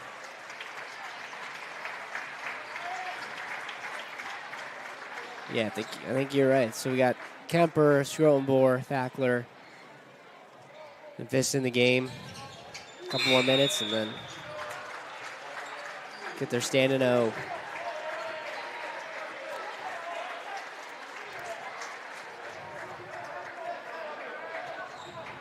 Senior-led team for South Christian. Seniors go Caleb Ploon, Chuck DeHaan, Ty Brinks, Carson Viss, Nolan Fackler, Wyatt Saul, Ike Skroenborn, Davis Kemper. I'd say very senior-led team, veteran-led team here as they're going to look to make a run. Now or never. You are exactly right there, Bryce. And as we said, fresh group of guys going to check in for South Christian to, I think, give these starters a little bit of a standing ovation walk-off. Three-pointer no good for Jack Lyons. Also in the game for Wayland is Parker Scheyendorf. Number 2. Down low to Skrotenboer. Double comes, finds Kemper. Goes off to Fackler to Viss, top of the key. Viss just looking to pass it, not even looking to shoot. Down to Skrotenboer. Skroten with one dribble, right hand, easy touch. That's good. Timeout. Taylor Johnson as he wants to give standing over his seniors.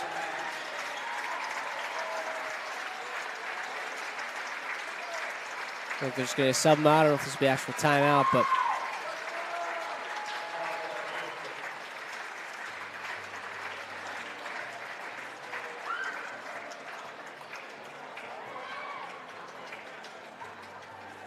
okay, it is going to be timeout. All right, I thought maybe they would just sub him out, bring him back in. So we'll take a quick break here. Right back.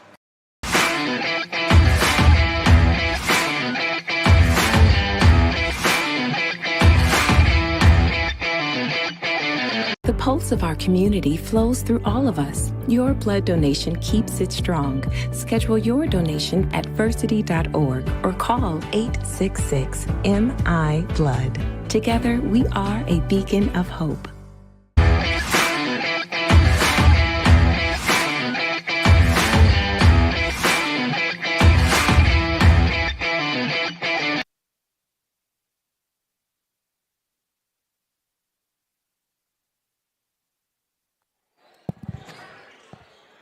.230 to go in this game. Sailors up big. Seniors have since played their last minutes in regular season play in South Christian uniform. Now look ahead towards the playoffs. Into the game for the Sailors is number 33, Josh Fless, another senior.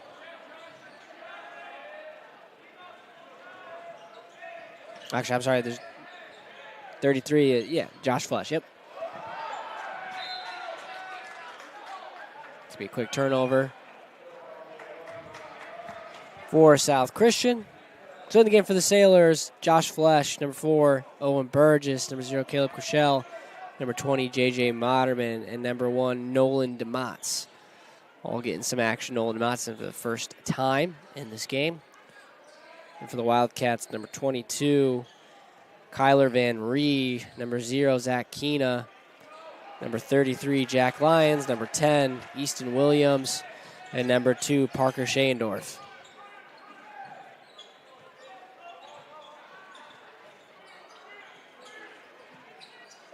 Deep three by DeMotts. No good. Rebounded by Moderman. Also no good. Fielded by Lyons, and Kima now on the move.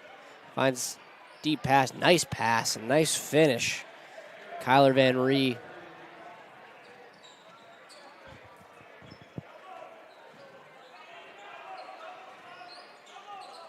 DeMotts, Moderman, Crochelle for a deep three. Buries it. That's his 4th three-pointer of the game. 12 points for the junior, Caleb Crochelle. I'll tell you what, Bryce, he does have a very, very pretty outside shot. Junior making some valuable contributions tonight. Fluss with the steal. Moderman swings it over to DeMott. DeMott with the dribble. Steps into a 15-footer. Finds Fluss down low for the 2. Josh Fluss gets his first points. Bench erupts there. It did. For the big fella getting it easy, too.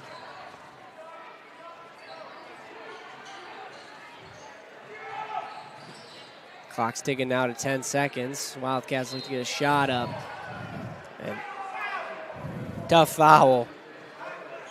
J.J. Moderman gets Kyler Van Ree. He's going to get 3. Hey, to his credit, though, trying to pad the stats for a block there with under 10 seconds left. Got to get him when you can. Hey, we remember being in his shoes as a junior. If you get those minutes, oh yeah, you got to try to do what you can. Oh yeah.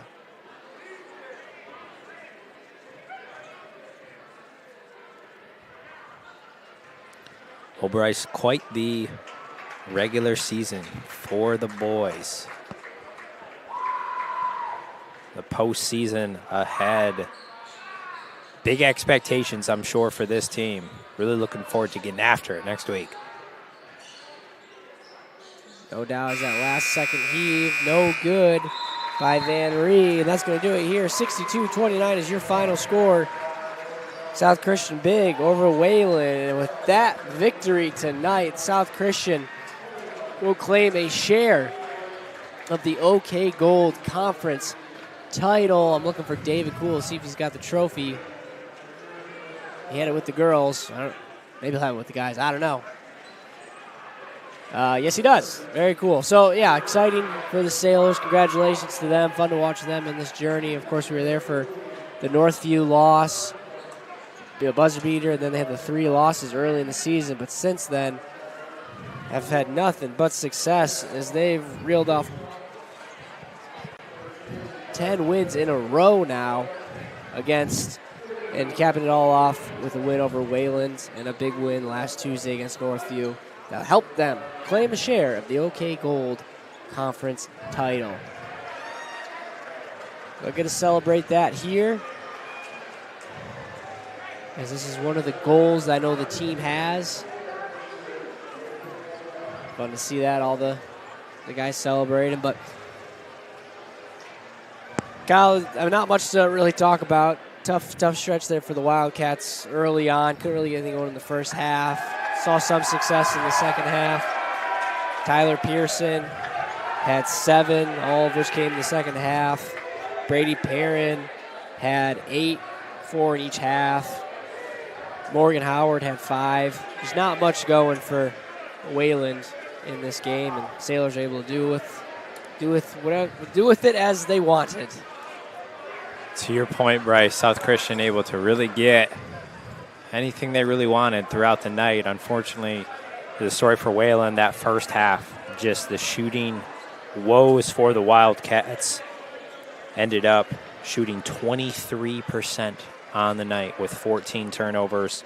South Christian ends with 16 turnovers themselves. Probably the only bad stat, if you will, for them tonight. I'm sure they'll look to clean that up in practice on Monday and Tuesday as they prepare for the postseason on Wednesday. But all in all, as you mentioned, Bryce, quite the stretch of the last 10 or so games for South Christian. Really found their stride. That is called peaking at the right time heading into postseason play. Led by the familiars of Carson Viss, Davis Kemper, Ice Grotenboer, and Caleb Ploon. Big contribution, though, tonight by Caleb Grishel as well. Had 4 3-pointers. Again, that pure stroke out there. The guy seemed to be rolling heading into next week. Boy, are we excited to cover their postseason run, as well as the Lady Sailors, too. Both teams just absolutely in a groove right now.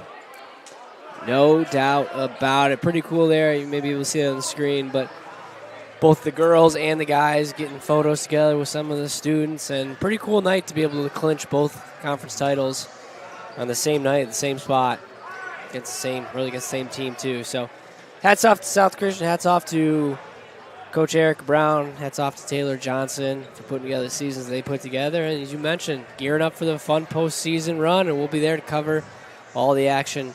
You'll look at that here on Michigan Sports Radio. Of course, once playoffs start, we cannot air the game here. You cannot air the game on the Sailor Zone. You have to go through the NFHS.